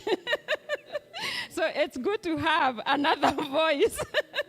Kuliko ile umezoea, si ni kweli? When we are with our bishop, ni haraka haraka. Lakini when we are with our papa, pole pole, taratibu. And mpaka, you know, we are learning so much from him, and we really thank God for him. Spending all this time with us as a GOC family, and by extension with the rest of the community, it's really a great blessing. We can't, wait to have you around again next year. And please, when you come next year, plan to stay a little bit longer. We love you, and may God bless you so much. Finally, brethren, Maggie had an announcement. You can make the announcement now. Oh, yes. The announcement, how many of us love the teachings of Dr. Julius? This is another one, another gift that the Lord has given us. Thank you, our bishop. You know, one thing with our bishop is that when he sees something that is suitable for the children, he grabs. How many of us are, a witness to that? Now, we have this gift of God in the community, in the city, and he's not here to stay. He's actually about to leave. But before he leaves, there is an opportunity for him to speak to the families, because that is his area. And on 9th, this coming Saturday, he's having a dinner talk. You know, I love his style of preaching because it is a talking session. Just in a mosmos style. Mosmos is Greek for slowly. Yeah? Like, in a way you really understand. Yeah, so I interpreted it for you. So on Saturday, he's having a dinner talk, a time to sit down with families and talk about family matters. And on his behalf, I want to take this opportunity to welcome all of you. Please don't miss, because after that, he will be leaving in the next 2 days, right? Yeah, so karibuni, welcome all of you. Come with your spouses. If your spouse is not near or he's in the waiting, just come. Come all, and let us have a talk, a round table talk as a family as we eat together. I have seen a notice on some houses that a family that prays together stays together. And also I believe a family that eats together also sticks together. So come, we pray together and sit together and talk. Amen. In Jesus' name. That will be, thank you for that question. We'll be at Federal Way, Hampton Inn and Suites. It's in Federal Way. If you just go Hampton Inn at Federal Way, it's next to Marriott Hotel, just at the Boulevard, opposite? Near the transit. It's right in the city of Federal Way. Please come and have a moment with him. We will sit and, get nourished in the presence of the Lord. Well, the dinner is costing us. The meeting doesn't have a sponsor. It is self-sponsored, so that when you see that cost, please understand it is for the dinner, because it doesn't have sponsors. But next time, because you're going to be part of it, we'll do something different. We'll do it differently. But this time, we are charging, or the dinner cost is $50 per person. $50 per person. Is that too much for you to go out somewhere and have a nice meal? Our MC told us that God feeds us both physically and spiritually. So for this one, $50 per head, and God bless you. Thank you, MC. Somebody online have dropped a question that if I'm single and searching and I like Apostle Julia's teachings, am I welcome? Yes, but it is above 18, yeah? It is adults only. Please don't bring kids. We'll have our children. So come with your ID. Yeah, above. We trust you. So when you show up, we will know that you know where you are going. So it is adults only, above 18. Please come. Because even if you're there, single and searching, there is something that you need to know. By the way, there are things that we hear him talk, and we say, if I knew that before I got married, you know what I'm saying? If I knew that before I committed myself, maybe I would have escaped some mistakes that I did, or some issues. Even he started today when he said that husbands love your wives to a point of death, that you wives makes us die many times, that Jesus died only once. So, Eva, are you ready for the cake? Okay, how many people have, okay, yeah. How many people have Missionary Daud? Say a word. Say a word. Then you hand over the mic to Eva. Eva, take the shortest time possible, mostly 3 or 4 minutes.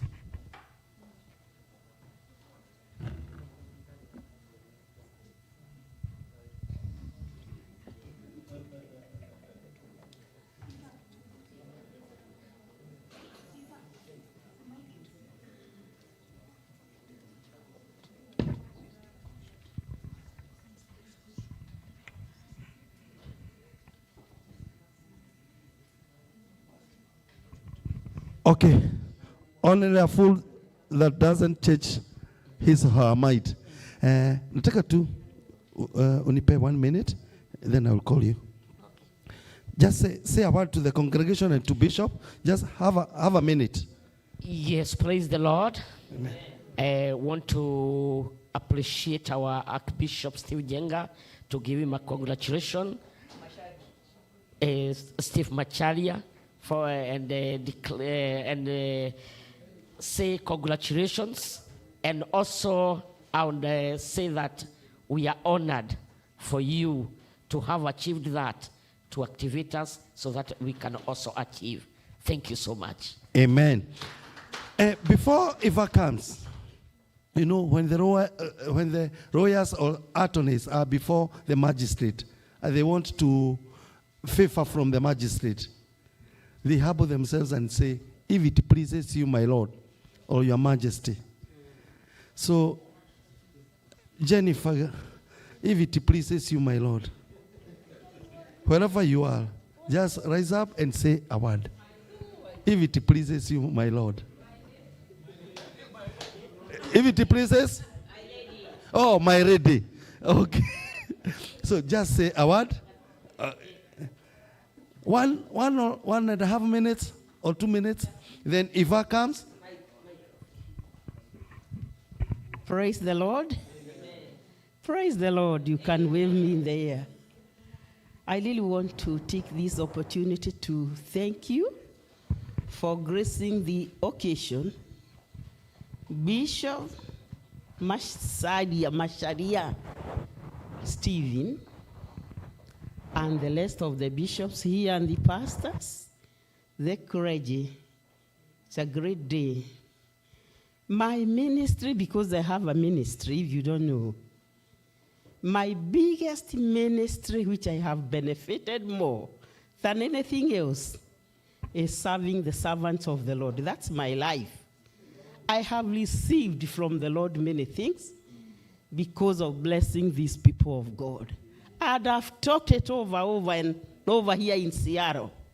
Because I know when you honor the servants of the Lord and you give them as if you are giving unto the Lord, you open a door for yourselves and for your generations.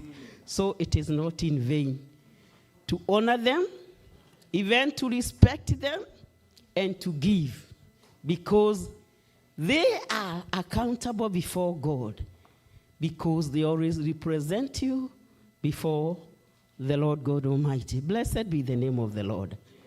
I want to thank God for Dr. Julius Kimani. He is one of our lecturers in Kenya. Let me tell you, the time we hosted him for 6 weeks, I don't know, 6 or 5. And Lily, I am so grateful as a family. If I tell you what we received from the Lord after we hosted you, you won't believe it.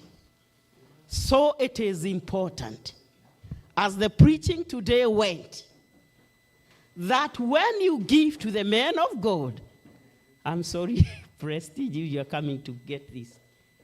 As you give to the man of God, you have opened your door to you. And that's why, honoring the authority, the word says it will be beneficial to you. Blessed be the name of the Lord.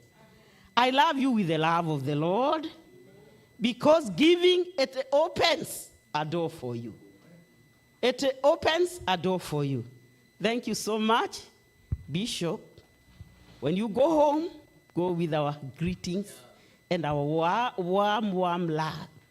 We love you as people of Seattle. Let us join together for men and women of God who stands before us. You still continue to love me because I love you too. God bless you.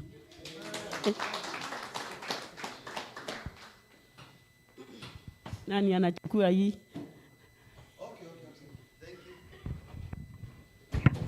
Thank you, Jennifer, because it has pleased you, my lady. Thank you. So we are going to have cake. Kings, you are going to get prepared for vote of thanks. Now, Miona, you have signaled me. You can take over, Eva. Take the shortest time possible, and God is going to bless you. Adoagai. What do you say? Moriega. I knew it got lost. Adoagai Moriega. Praise God, brothers and sisters. What can I say? We just want to thank God. When I stand in front of this kind of grace, I feel humbled, because each time I think about Dr. Stephen, I always want to shed tears, because he has seen my journey through. And Dr. Millie can attest to that. We prayed one evening, and it was like in a short, and my school was in a small space, like in a corridor. After that prayer, my blessings my windows, the doors of heaven just opened.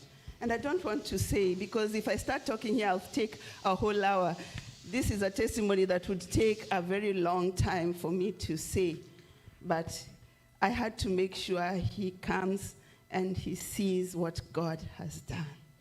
And for me, his humility, all the grace that I receive is because I honor the grace I receive from this man of God.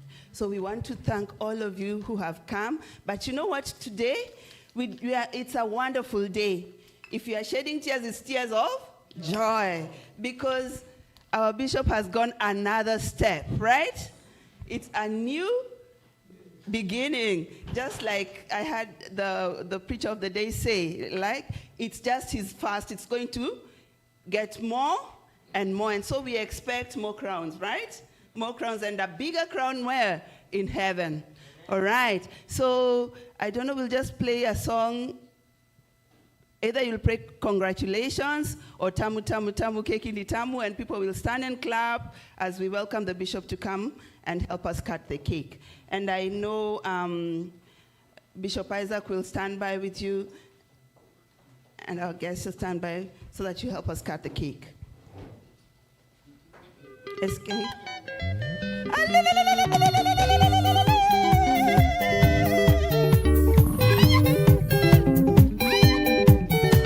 Kata keki zamedie, kata keki zamedie, kata keki, kata usiogope, kata usiogope. Anyanya unikabika tungarifu sana, bibi ndio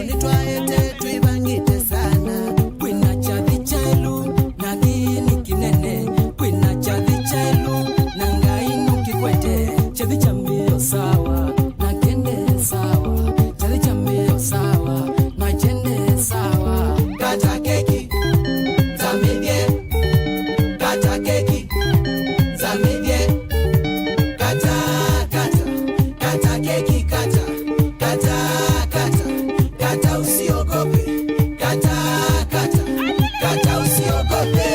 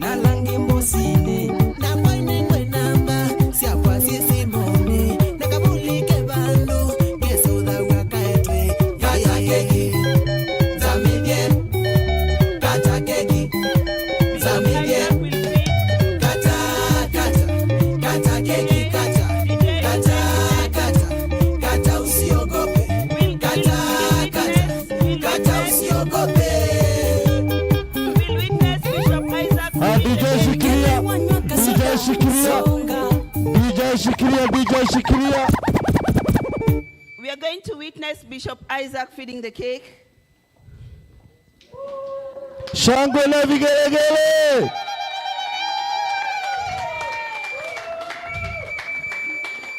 The rasa feeds the greater. We are going to toast, but you can use that to drop just a little bit, and then we're going to toast. So DJ achilia kodi. Then now you will feed.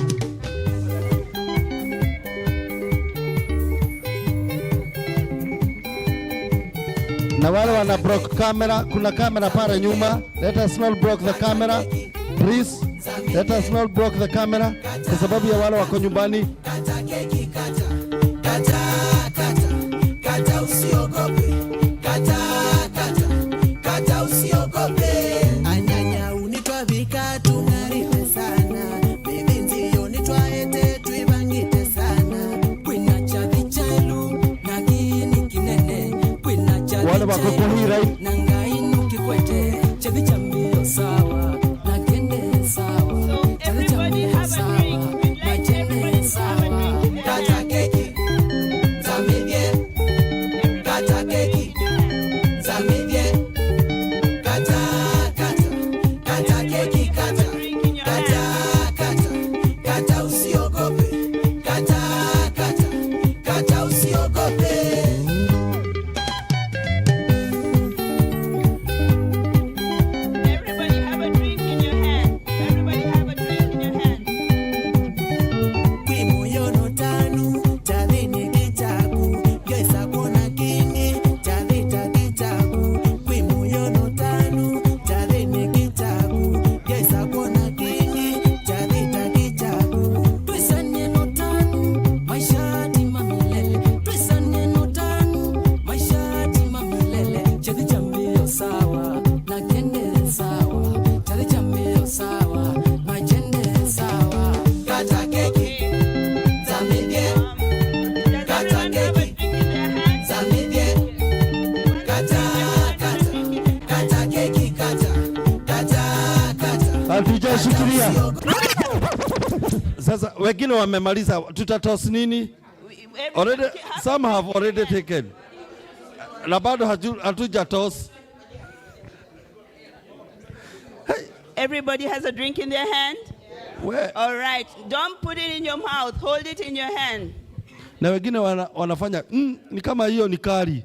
si ile ya kawaida. This is, we will confirm to you that this is non-alcoholic. It's juice. It's not alcoholic. So, Okay. we want to toast. And as we are toasting, it's like a prayer we are saying, okay? So we are going to pray for our bishop. So, and if we say to long life, you will say to long life, to great blessings, you repeat to great blessings, and to life eternal. All right. So everyone lift up your glass. Let's go. To long life, to great blessings, and to life eternal. In Jesus' name, amen. So cheers.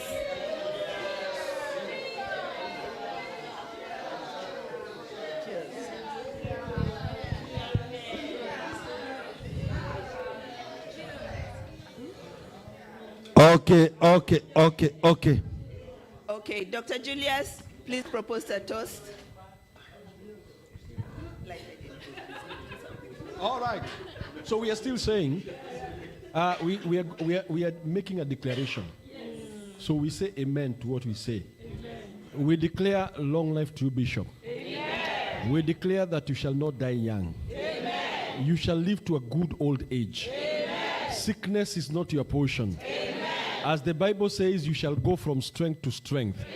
Amen. We declare that in the name of the Lord Jesus Christ, as you grow older, you shall be stronger as your years in Jesus' name. Amen. And we declare you shall also be fruitful in old age. Amen. In Jesus' name. Amen. Let us to toast. Hallelujah. Amen. I will request something. Before Bishop sits, he's going to give a very short speech, like 1.5. It's good to hear.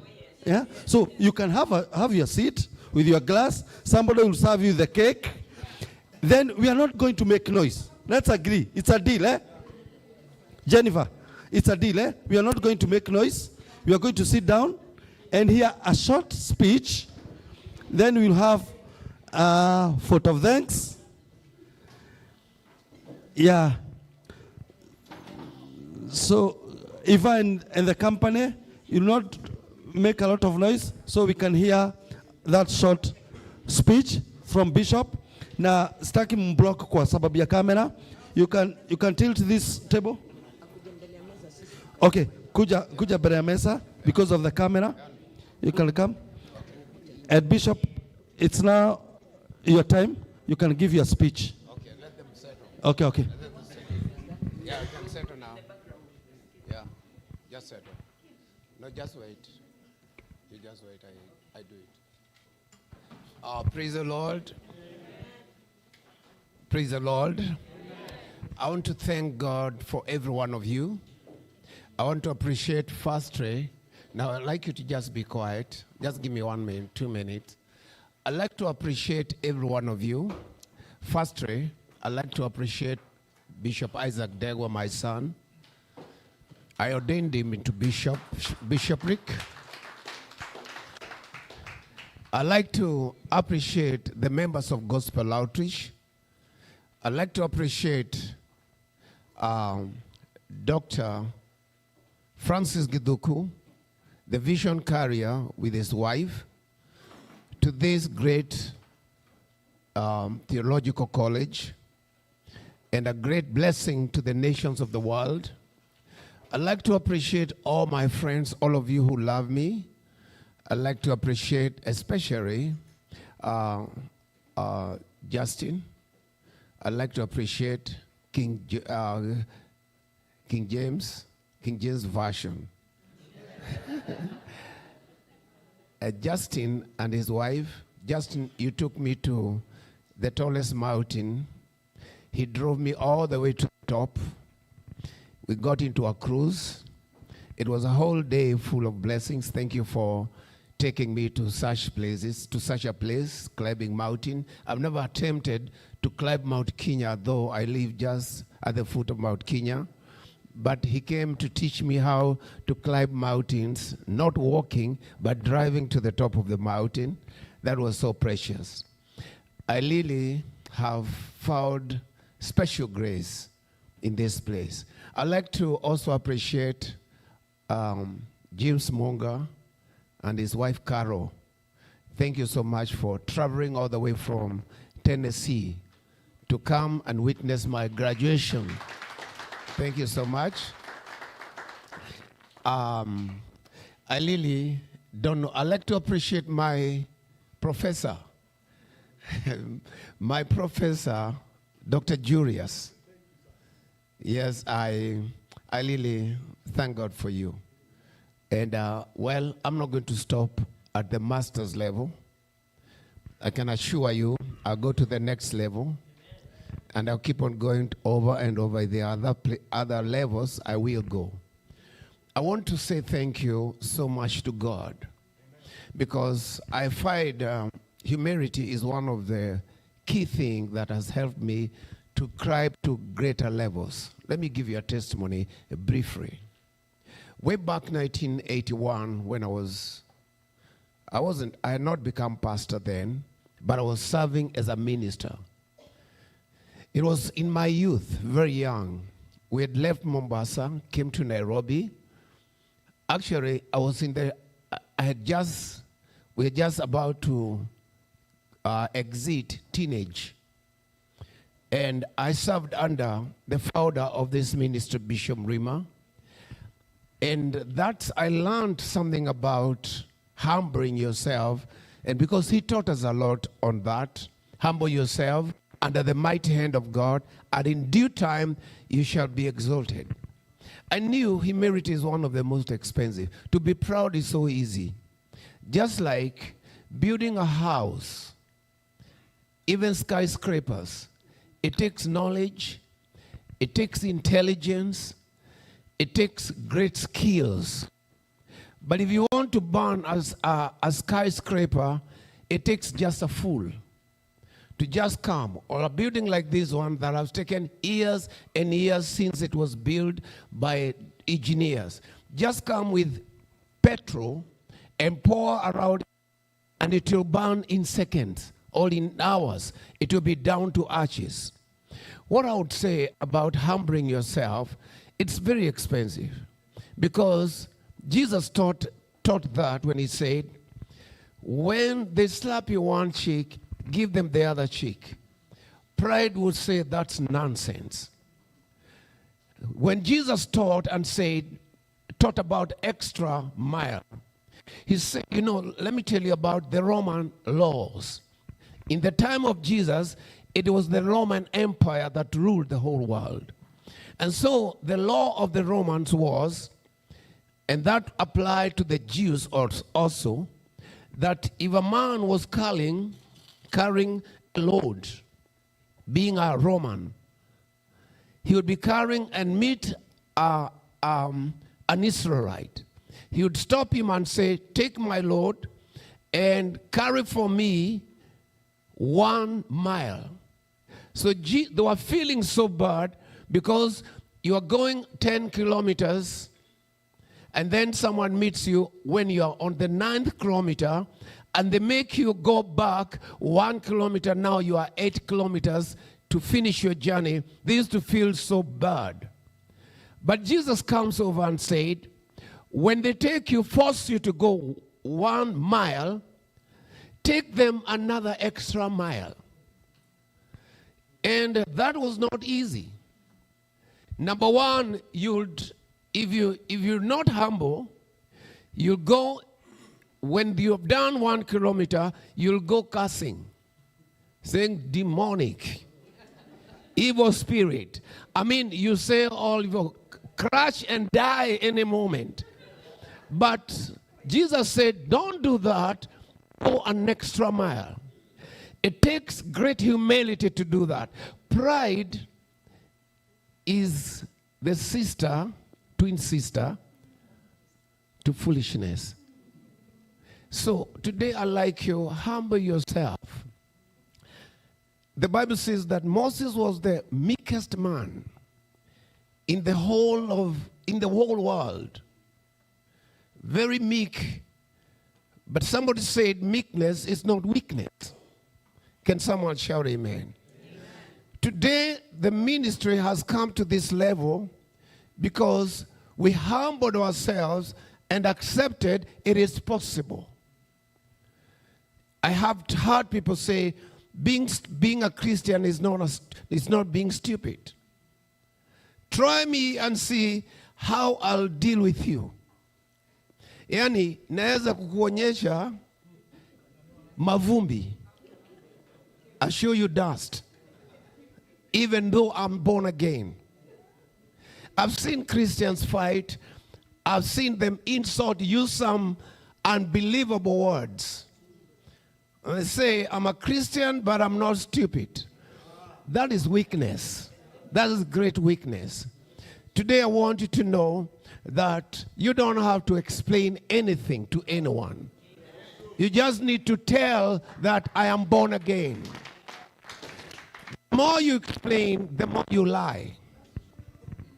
You keep on lying. Don't try to explain. If you are wrong, humble yourself. Say, I'm wrong. I did it. I did it. I didn't have to do it. You know, it was a preacher who prophesied to somebody, but they were tricking him. But I think he didn't know.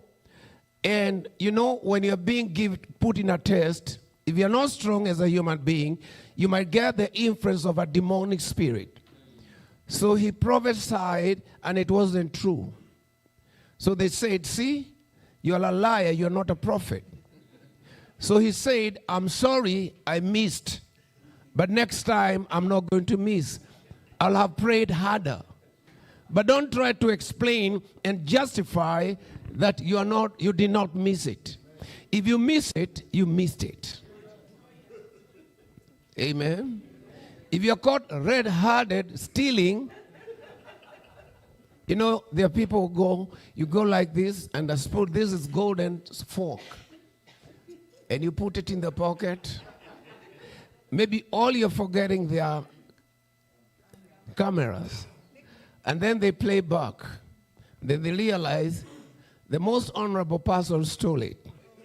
And before you leave the gate, they stop you and they get it out of the pocket where everybody is watching. You don't have to go and hang yourself.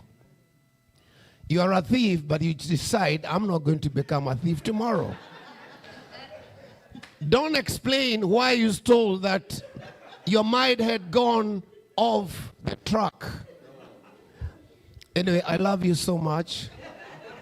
And I'm so glad that today I got I think your message was great. The tree that was cut and there was no hope. But the Bible says at the smell of water, at the scent of water, it will sprout. Sprouting doesn't mean it was one tree, then one tree, one shoot comes up. It's a lot of them. You'd have to remove some of them to make them strong. So I think you brought that water in Kenya. Now, in the coming week, I am the presiding bishop of Gospel Outreach. My deputy is Bishop Francis Minor, who happened to be the bishop to Mr. Monga and his wife. He's also graduating in his master's degree. We had given up, well, for me, I did some diploma in DISTA. I did some other courses up to an American course, which is a higher diploma, which the Americans, they call it associate degree. But I thought that was enough. But now, I changed my mind, and I now realize it's not enough. Technology, I want to give God thanks to technology. Because previously, one would have to travel from from Africa to come to college here. I am in a class of quite many people.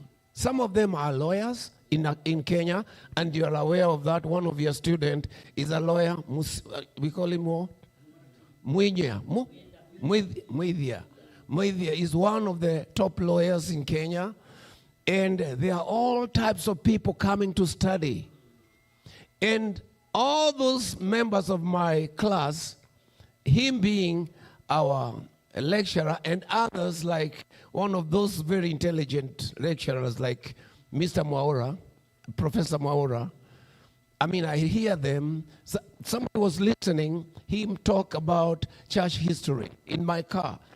Imagine you're in class, you're driving and you're in class. And that's what technology can do.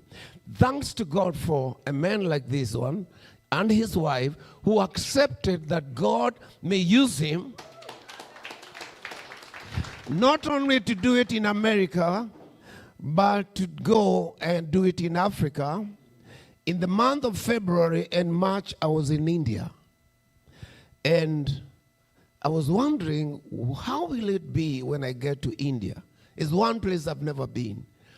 But I thought, when I got there, I noted that one of the nations that revival is growing and is going to be like a bushfire is India. I was so blessed.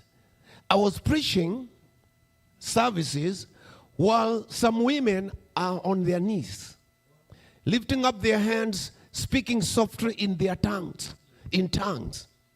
I've never seen anything like that. I was sleeping on the top of an apartment. Below down there is the church. I would go down and I would find people the whole night at the altar, the whole church kneeling down. So going to India is the right thing because they are men of God and the church is growing. It's not even like Africa. One man of God, I finish with this. There's a pastor there. I've never done it like that. I never thought it could happen like that. He doesn't preach to anyone. He goes to criminals. And he doesn't tell them, Jesus loves you or Jesus wants to save you. He gets hold of them and said, follow me. He takes them to his college to train them. Just like Jesus would say, follow me, without explaining to them. They've been calling me here. Some of them. I went to that college. One boy called John, who was training to be a pastor, he said, I love the grace in your life, and you want to come and you want to come to Africa and be my driver before he becomes a pastor. He wants to serve me. And his pastor said, he's ready. He can donate him maybe for 2 years to come and be my driver. So I'm telling you, the world is being turned around by Jesus. Greater is he that is in you than the one who is in the world.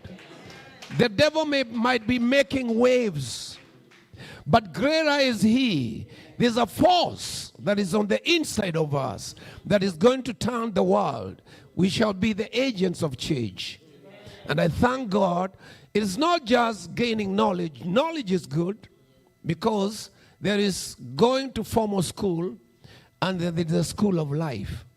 Moses was learned with all the knowledge of Egypt, the Bible says. And with all that knowledge, when he came to God, he took him to school. And the school God took Moses to had no teacher. I want to tell you, there are things God will only teach you in your life. It's called the school of life. Praise be to God.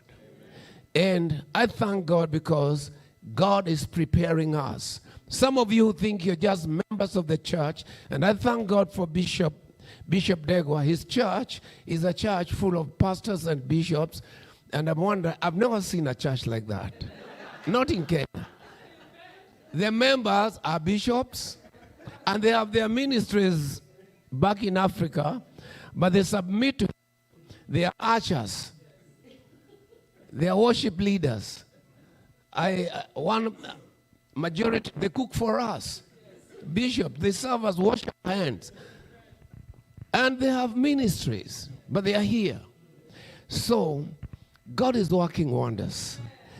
If you see something small, It is just a matter of time it will grow to a big thing. My parting word is Elijah prayed for the rain. He prayed 7 times. The first time, second time, third time, and he kept on checking. He had a breakthrough. He said, go check whether there is any sign God has shown. The servant said nothing. The second prayer session, he came and said, there's nothing. On the 7th session, he said, I saw a cloud like the size of a man's head. And it means nothing. Elijah said, it means everything. It might be a small sign in your life, but it's loaded. It's loaded with power. And may God show you a small sign that is loaded with power. May God bless every one of you. I love you all. Thank you so much. Amen. Okay. We will remain seated. Thank you, Bishop. And we are coming to the end of this event. So I'll invite King James to come and give vote of thanks. Then invite Bishop Isaac for benediction. Thank you for Bishop Degwa for entrusting me to moderate an event full of scholars and archbishops and bishops. It's not easy. I'll make a request. Let us leave this place as clean as it was, even the main hall, because there are people who fellowship here tomorrow. So, as a fellowship, we are going to unite together to make sure that this hall is good. My name is Kerry Prestige. I was your MC today.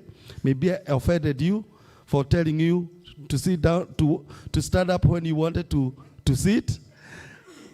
Munisamehe. Asante sana. Praise God, everyone, this evening. One of the things I really like is when Archbishop Macharia is staying in my house, because things has been working very well. And you can actually see a very good example. Sorry for interruption. We have food there. We are requesting, maybe you can take cloud too. Then you have cake as a dessert. I was saying the reason why I love when Bishop Macharia is in my house, because things works very well. Before I stood here, my wife had not started to give people cakes. But when I stood, he started doing that. That is the way he do things. But when Bishop Macharia is around, she behaves so well. That is why, at least if you looked at me 2 months before, I wasn't the way I am. At least I have gained some weight. because actually she had to leave work for those 2 months so that he can be with the Bishop and me. Now that Bishop is going back, I already miss you because you also go back to work.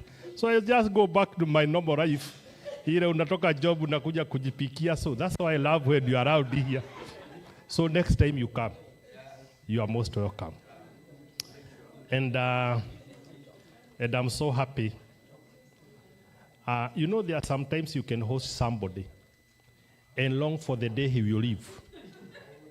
Who you are tired kwake because of how he has caused you stress.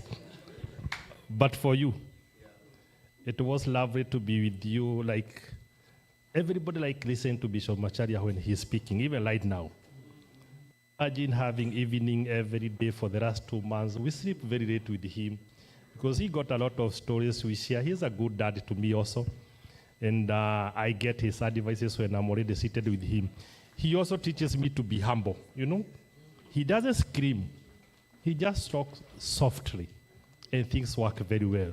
So I'm very happy, and I still look forward for you to come and stay in my house, because we are used to one another. Don't stay anywhere else when you come to our place. I want to thank the Mongers who came from Tennessee. It was a great honor. You can actually see how Bishop is loved. And let me tell you, one time my wife visited Nigeria. She visited Nigeria, and somebody was introduced to him, and he asked, "Are you from Kenya?" He said, "Yes." They just exchanged numbers. After 1 week, the guy was at the airport calling Reverend Margaret, "I am here. Come pick me up." You get that, eh? So they did not communicate again, but immediately I report a contact. So next time you hear me at the airport telling you, "Mogas, I have arrived. Come pick me up," because you have introduced a good friend to us. Anyway, I take this opportunity to thank every one of you. I really feel honored that members and friends for Gospel Outreach, you have been with us since the time Bishop came. And I am sure we have prayed our best part to be with him. And we have really welcomed him, and I know he is also happy to be with us. Finally, Bishop, I only request you, what you did not like with us, leave it with us. What you liked with us, take it with you. So when you go home, tell them, people of Seattle loves me.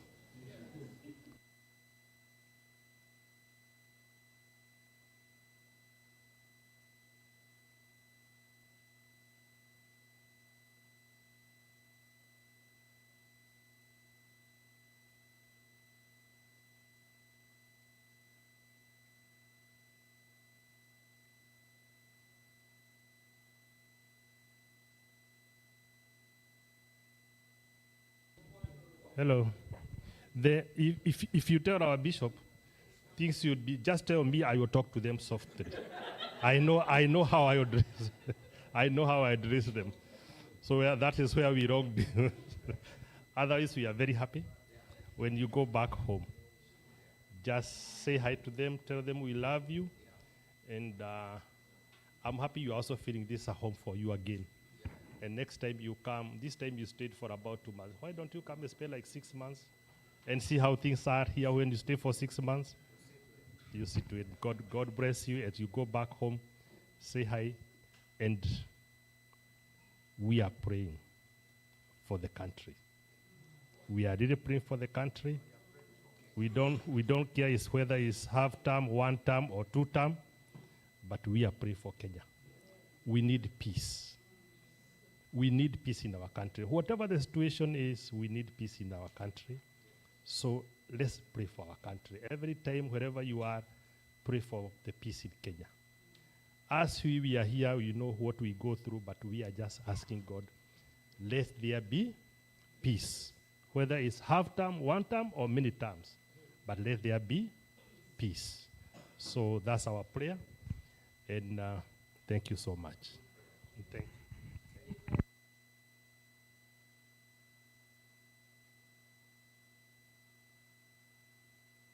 Appreciate King James, Elder King James, and do it better. Thank you. Amen. Praise the Lord. Amen. What a blessing to have a moment of appreciating and celebrating my father and also our father, a great man that I really honor in my life with everything that I have. The Bible says, every grace you honor will also work for you. I've always spoken this. And this is the way to go.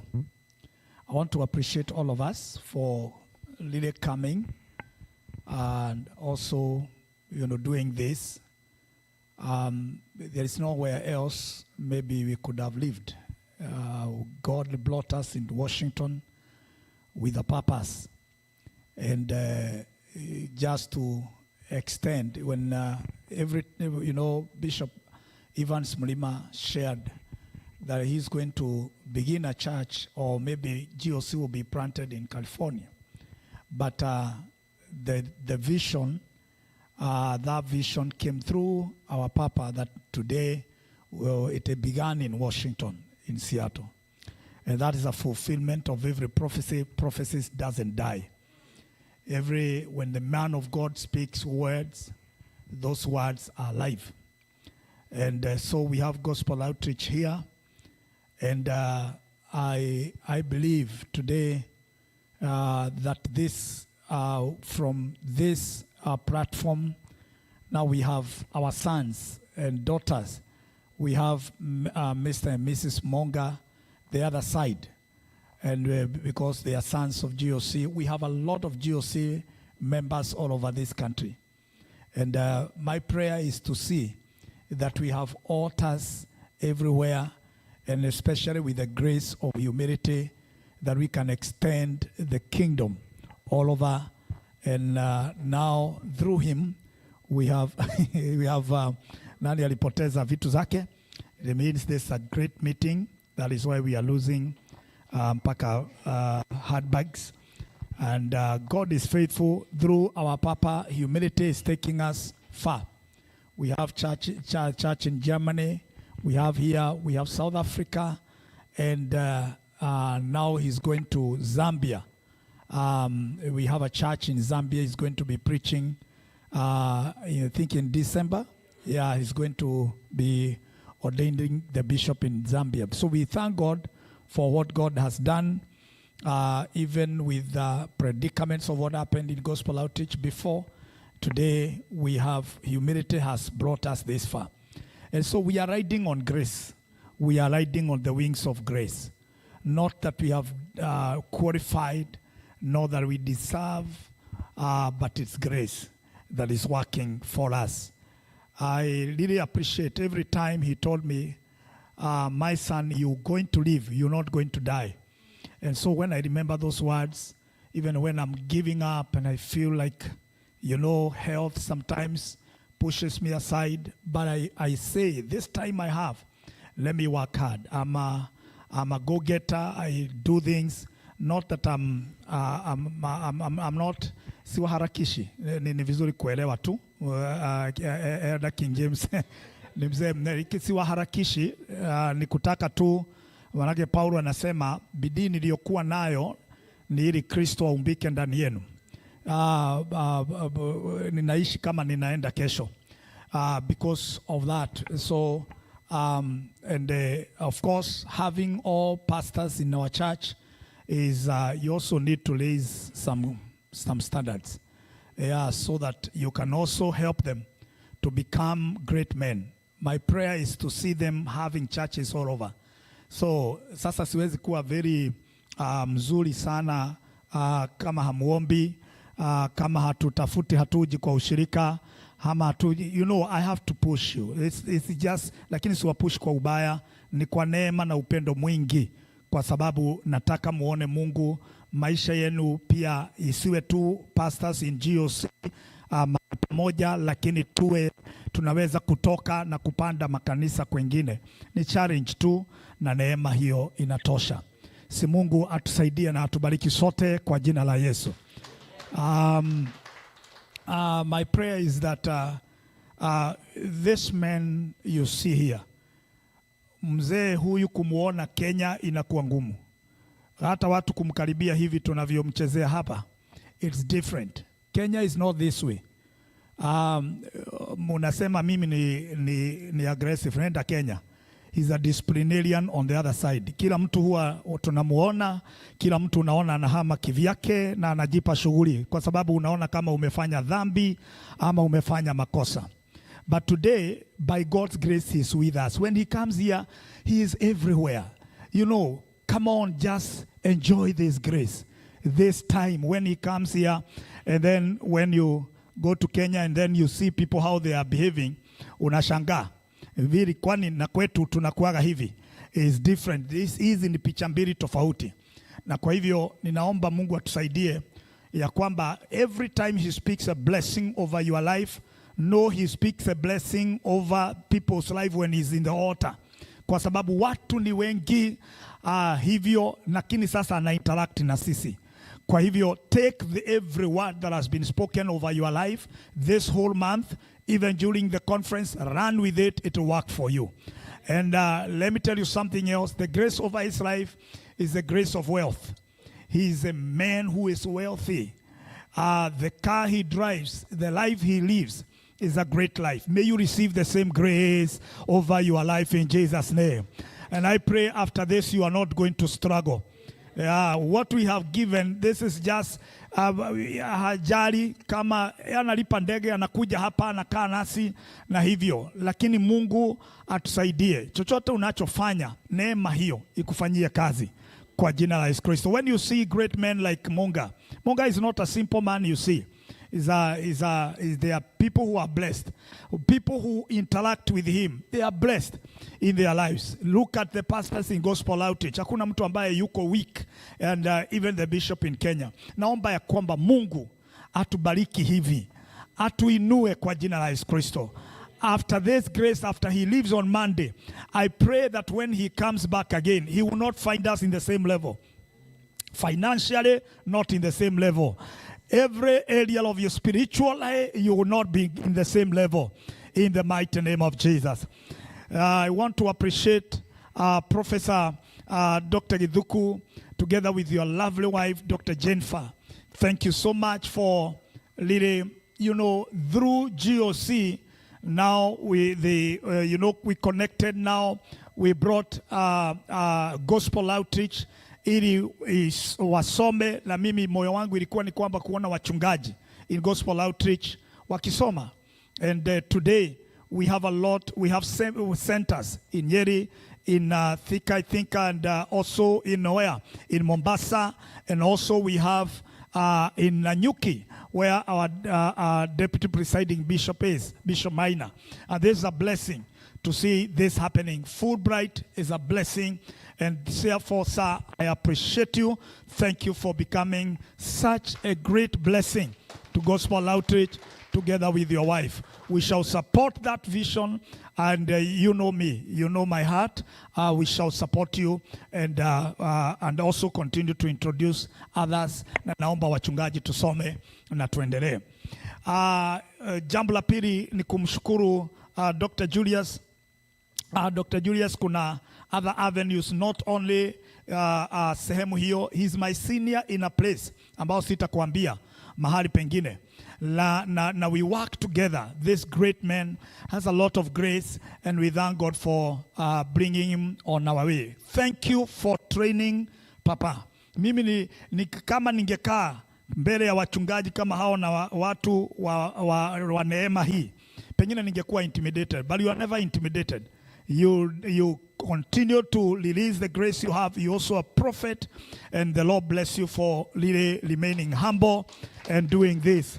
He interacts with great men, I'm telling you, and great men who honors him internationally, from where I sit also, because we have a lot of things we do together, and it is a blessing.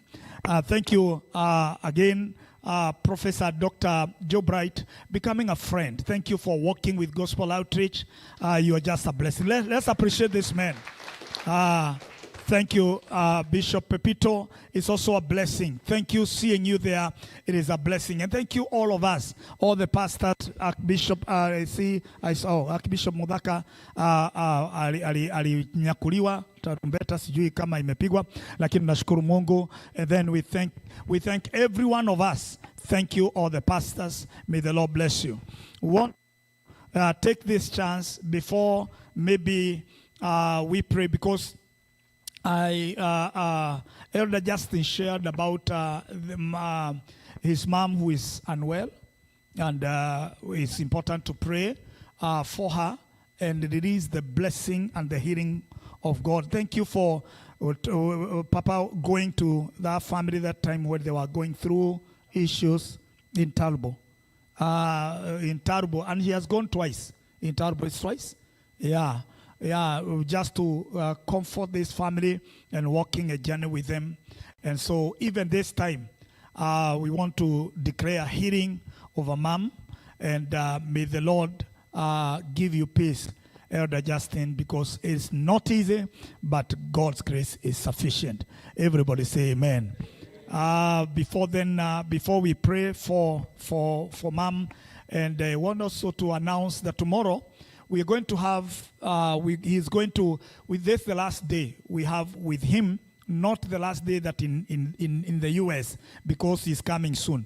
In fact, tunasema next year, na mimi nimeanza kuconvert November. Na hivyo, nisipokuwa tu ni vile King James amesema next year.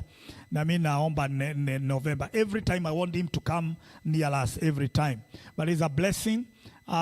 We want to say that tomorrow, let's seize the opportunity. Let's seize the opportunity, because it's only tomorrow he is with us to share the word of God in 2 services, because he will be leaving on Monday. He'll be leaving on Monday, and we want all of us to go to the airport if it can happen, and then celebrate him. And you know, the other time, I don't know sasa siku hiyo kama nitakuwa wapi. The other time I almost cried when you are leaving. Na watu wakajua. See, is attachment. That attachment. Lakini Mungu atusaidie ya kwamba kesho sote ninawaomba muje kwa first service and second service. It will be a blessing. And aachilie baraka kwetu. Atakuwa akipokea wale ambao they are members, new members. Tomorrow he is going to give them the certificates also, and also praying for them. Tomorrow we have also the communion, and a lot of things will be happening. Lakini hautalala kwa airport kama the other time tulikuchokesha ukalala airport ukaachwa na ndege. Asante sana na Mungu tusaidie. Thank you Priska. Mama Priska, today you are strong. Yeah, did you see that? She's walking. I mean, she is strong. Let us celebrate God for this. Thank you. Thank you so much. When we see you strong, we've really prayed for you, and it is a blessing. Do you want us to allow Papa to pray for Elder Justin, please? Let's rise up and pray for Elder Justin. And how many know wale wanajua Mama John? Si mnajua Mama John? Yule wetu Mama John Kamanja. Yesterday, Reverend Margaret, she lost her brother. Her blood brother, and so we need to pray for her, and also pray for the way to Mrs. Monga, who has lost. In fact, now she came, and now you know her mother now rested again, and we have also our members who have lost their. Who else? Who lost somebody?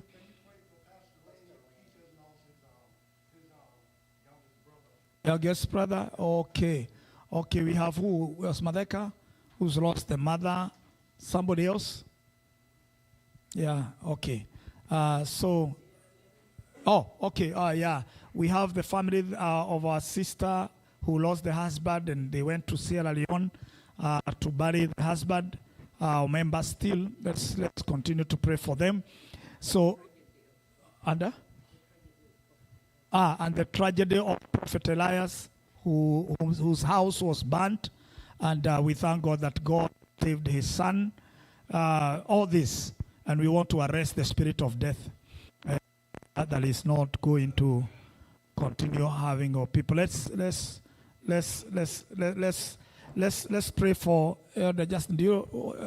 Justin, do you want to come here, please, at the point of connection together with Mama Priska? Just come. Kujeni to waombe. Papa, come and pray for them, and I'll also pray for the other details. Let's lift up our hands and pray.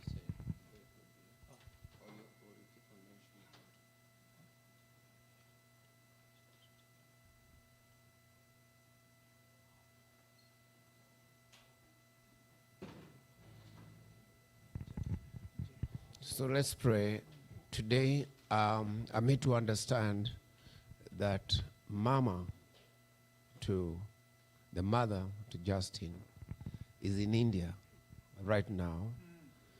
She's sick and very sick. The last time the first time I went to Talbo, I had intended to go for a burial, which I did not make. But I went to mourn with them later, and we went at their mother-in-law and her mother, who is a sister to Kipchoge. Remember the legend, the gold medalist, Kipchoge, is a brother to the mother. Am I right? One mother. Yeah, actually. So, and I was so touched. And he also, he's an athlete. Not right now. He used to be then. And but that's not all. There's that knowing all that, we like to pray that the mother, God will stretch forth his hand. For the hand of God is not shortened, that he cannot save, neither his ears deaf, that he cannot hear. We shall stand in the gap. The Bible says, who shall stand in the gap, that I may not destroy? Now we are praying that the will of God be done. Let God's healing, and that's the will of God, let the will of God be done. And we shall pray for these other items, prayer items. But I'll ask the Bishop Degwa. Bishop, please. Bishop, let's come here as we join faith. Bishop, please, come here. We shall share these items as we pray. Okay. There is power, wonder-working power in the blood of the Lamb. There is power, wonder-working power in the precious blood of the Lamb. There is power, a wonder-working power in the blood of the Lamb. There is power, wonder-working power in the precious blood of the Lamb. Let's pray. Father, they start here, the son and the daughter, Mr. and Mrs. Justin. Lord, they stand here in faith, and we are joining them in the same faith for the sake of their mother hospitalized in India. Lord, doctors are good, and God, you have given them knowledge, and doctors are called to serve on your behalf. Medicines are discovered as a way of your extension of love. In the name of Jesus, we know, Jesus, you're the great physician. There's no one greater than you. Your hand and your power can heal. The Bible says you sent your word, and your word healed them, and your word delivered them from all their trouble. Today we said the word of God to heal her and to deliver her from the trouble of sickness. In the name of Jesus, we declare your mother free and healed in the mighty name of Jesus. Lord, we ask you for mercy. Stretch out your hand of mercy, your hand of love. You are Jehovah Rapha, the God that healeth thee. Today we ask for your healing. May you heal her. May you have mercy on her. But above all we pray, may your will be done. Only your will, and not the will of death, not the will of man, not the will of sickness, and not the will of the devil.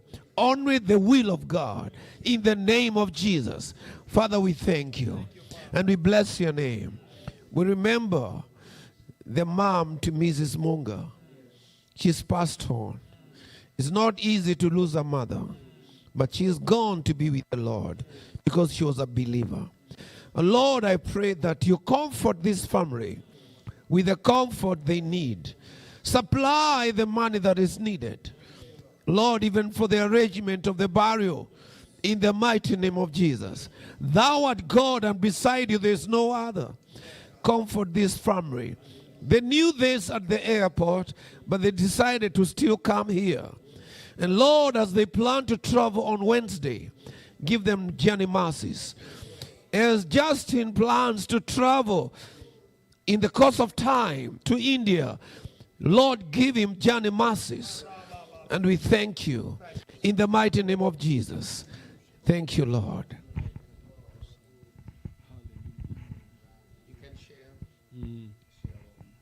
Hallelujah.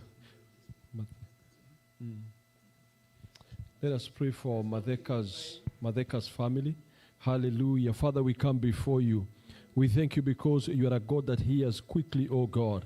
You are a God that desires comfort for each one of us.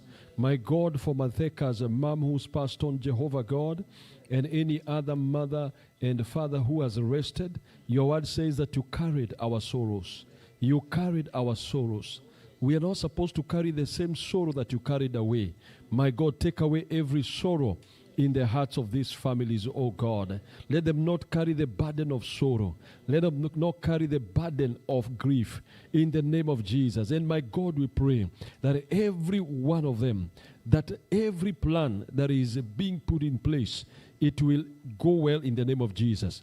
The Bible says in Psalms that 138 verse 8 that you perfect everything concerning us. Perfect everything concerning these families. In the name of the Lord Jesus Christ.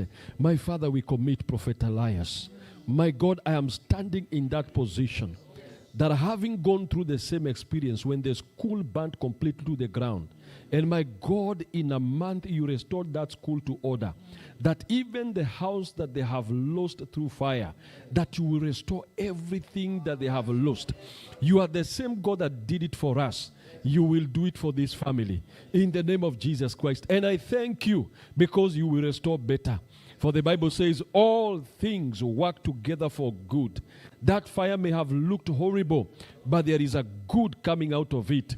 In the name of the Lord Jesus Christ, we pray that there shall be no complaining, no discouragement, no hopelessness. And we speak life to that family. We stop the hand of the enemy by the power that is in the blood of Jesus Christ. We stop the plans of the wicked by the power of the blood and the name of Jesus Christ. Father, I thank you, and Father, I bless you. And it is in Jesus' name we pray.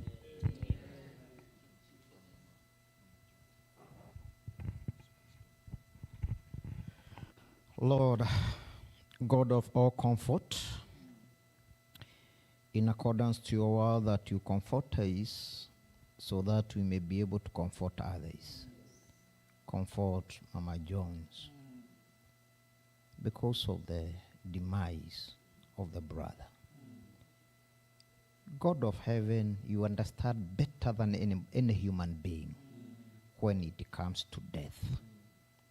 Sometimes we tell people that we understand, but we don't. But you, the source of all comfort from heaven, you can comfort them. Also provide what is needed in the name of Jesus Christ. Let your destiny help remember them such a time. In Jesus' name do we pray and trust. Once again, God, we come before you because we are your children, and to us, you are God. We bow down our heads to pray for this family of Pastor Rainier. And also we pray, God, that you may give them comfort because we are the Lord God of all comfort. We pray that you may supply to their lives the peace that surpasses all understanding and cause them to know that whatever has happened, it has always been your will. And we pray, God, that you may wipe their tears. We also pray, God, having gathered here in this place, that, God, you may bless Kenya. We pray, God, that your will and purpose prevail. We pray, God, for the purposes of God to prevail upon the leadership and the government of our country. decree and declare, God, that whatever has been made and planned by the devil shall not prevail. In the name of Jesus Christ, every demonic or violations shall not continue to violate the peace of our country. We pray, God, that our people in Kenya may live in unity and liberty in the name of Jesus. Decree the altar of God shall continue to rise and to diminish all other demonic altars in the country. Every demonic altar that demands blood shall not prevail. We decree the name of the Lord God of Abraham, Isaac, and Jacob will remain established in our country. Father, we thank you. In Jesus' mighty name we pray and believe. Amani moyoni mwangu kwa Yesu Mwokozi. Sina shaka kamwe kwa sababu yeye yu nami moyoni mwangu. Amani moyoni mwangu. Let's be upstanding, all of us. We are finishing now. Sina shaka kamwe kwa sababu yeye yu nami moyoni mwangu. Our Father in heaven, we thank you for giving us a great day today. We celebrate your doings, Lord, dear Father, in Fulbright Theological Seminary. And we give you praise for all the students that, Lord, dear Father, have graduated today. We thank you, Lord, dear Father, for our Chancellor who has given us, even through Trinity Baptist Church, Lord, opening a door for us, Lord, to hold this event, to celebrate our Archbishop, Lord, dear Father, in this place. We pray that, God, you may bless this church. We pray that, God, you may bless Fulbright, oh Lord, and you bless everyone that God Almighty is doing the work of the ministry here. We give you praise and honor. We thank you, Father, for every one of us that God Almighty have come to honor this grace. I pray today it will never be forgotten in their lives. Heaven will open for them, Jehovah God, and the blessing they have received as a result of honoring grace. Lord, we declare it cannot be emptied. We declare the hijackers of blessing will never occur any one of us in the mighty name of Jesus. Lord, they shall be blessed when they go out, and then when they come in, Lord, they will be going to be blessed. And we pray heaven is opening for each and every one of us. There will be no retaliation of the enemy fighting them or in any way, in the mighty name of Jesus. Lord, we have raised an altar, and we give you praise for every gift that has been given today to honor our Archbishop. We pray in the mighty name of Jesus. This is fire, Lord, dear Father. It's a firewood we have put in the altar, and we declare in the mighty name of Jesus, Lord, they will experience a turnaround of their lives. Financially, they are blessed. We declare that no sicknesses over their lives. Lord, no accidents in Jesus' name. No premature death in Jesus' name. Lord, sicknesses will be far from them in the mighty name of Jesus. And we declare that everyone living here, Lord, dear Father, they will live under an open heaven in the mighty name of Jesus. Whenever we are going to gather in the services tomorrow, we declare blessing. Lord, dear Father, as we depart from this place, we depart with blessings. And we pray that God Almighty, when we meet again, Jehovah God, in our place of worship, Lord, dear Father, you're going to be to bless us. We shall never forget this day. Thank you for Elder Carrier doing great, and Lord, leading us this very powerfully, and everyone that has participated in every dimension. We declare they are blessed. We thank you and we worship you because you are gracious, and thank you for the canopy of your presence over our lives. We love you and we worship you at your majesty. In Jesus' matchless name, everybody shout a bigger amen. I want you to hold two, 3 people, and we want to share the grace. Oh my goodness. Reverend George, thank you, sir. Thank you. You are a son of Gospel Outreach. We love you, and thank you for coming and even honoring the grace. This is powerful. Lift up your hands. One hand. Ukiwa umeshika mkono mwingine, uinue mikono, sema asante Yesu. Okay, Papa. Okay, let Papa say something. Do you want to say something? Yeah. No, okay. Okay, after that. Okay, amen. Lift up your one hand and say, thank you, Jesus. Your voice is, if you are happy for what has happened. Let me tell you, brethren, you will never forget this day. Amen. Because something will be marked in your life. Amen. God will do something that will cause a turnaround in your life. Amen. In the mighty name of Jesus. Amen. As you go out, things are going to happen like popcorns. Amen. And today, mark your calendar. You did this we didn't come just for celebration. We came even to unrock some things in our lives. Yokes have been broken today. Amen. Yokes have been broken. Amen. In the mighty name of Jesus. And your praise is at the top. Amen. Lift up your hand and say, my praise is at the top. And now hold your neighbor, all those hands. Let's hold our hands together. And now may the grace of our Lord Jesus Christ and the love of God and the fellowship of the Holy Spirit be with us and for Amen.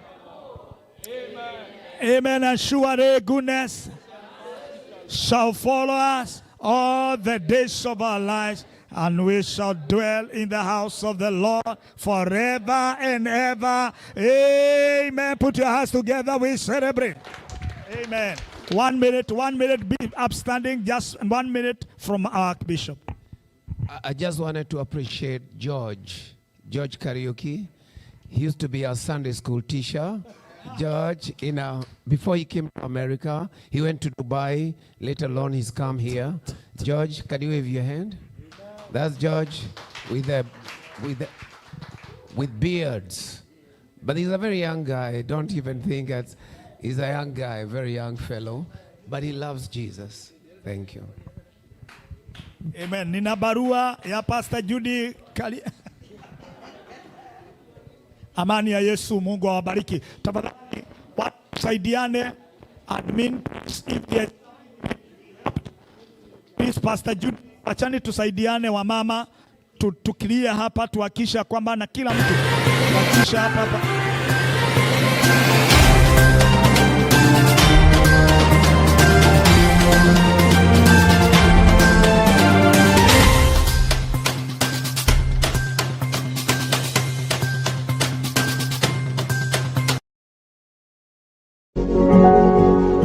You are watching Pacific Waves Television, USA, a place of nourishment. Pacific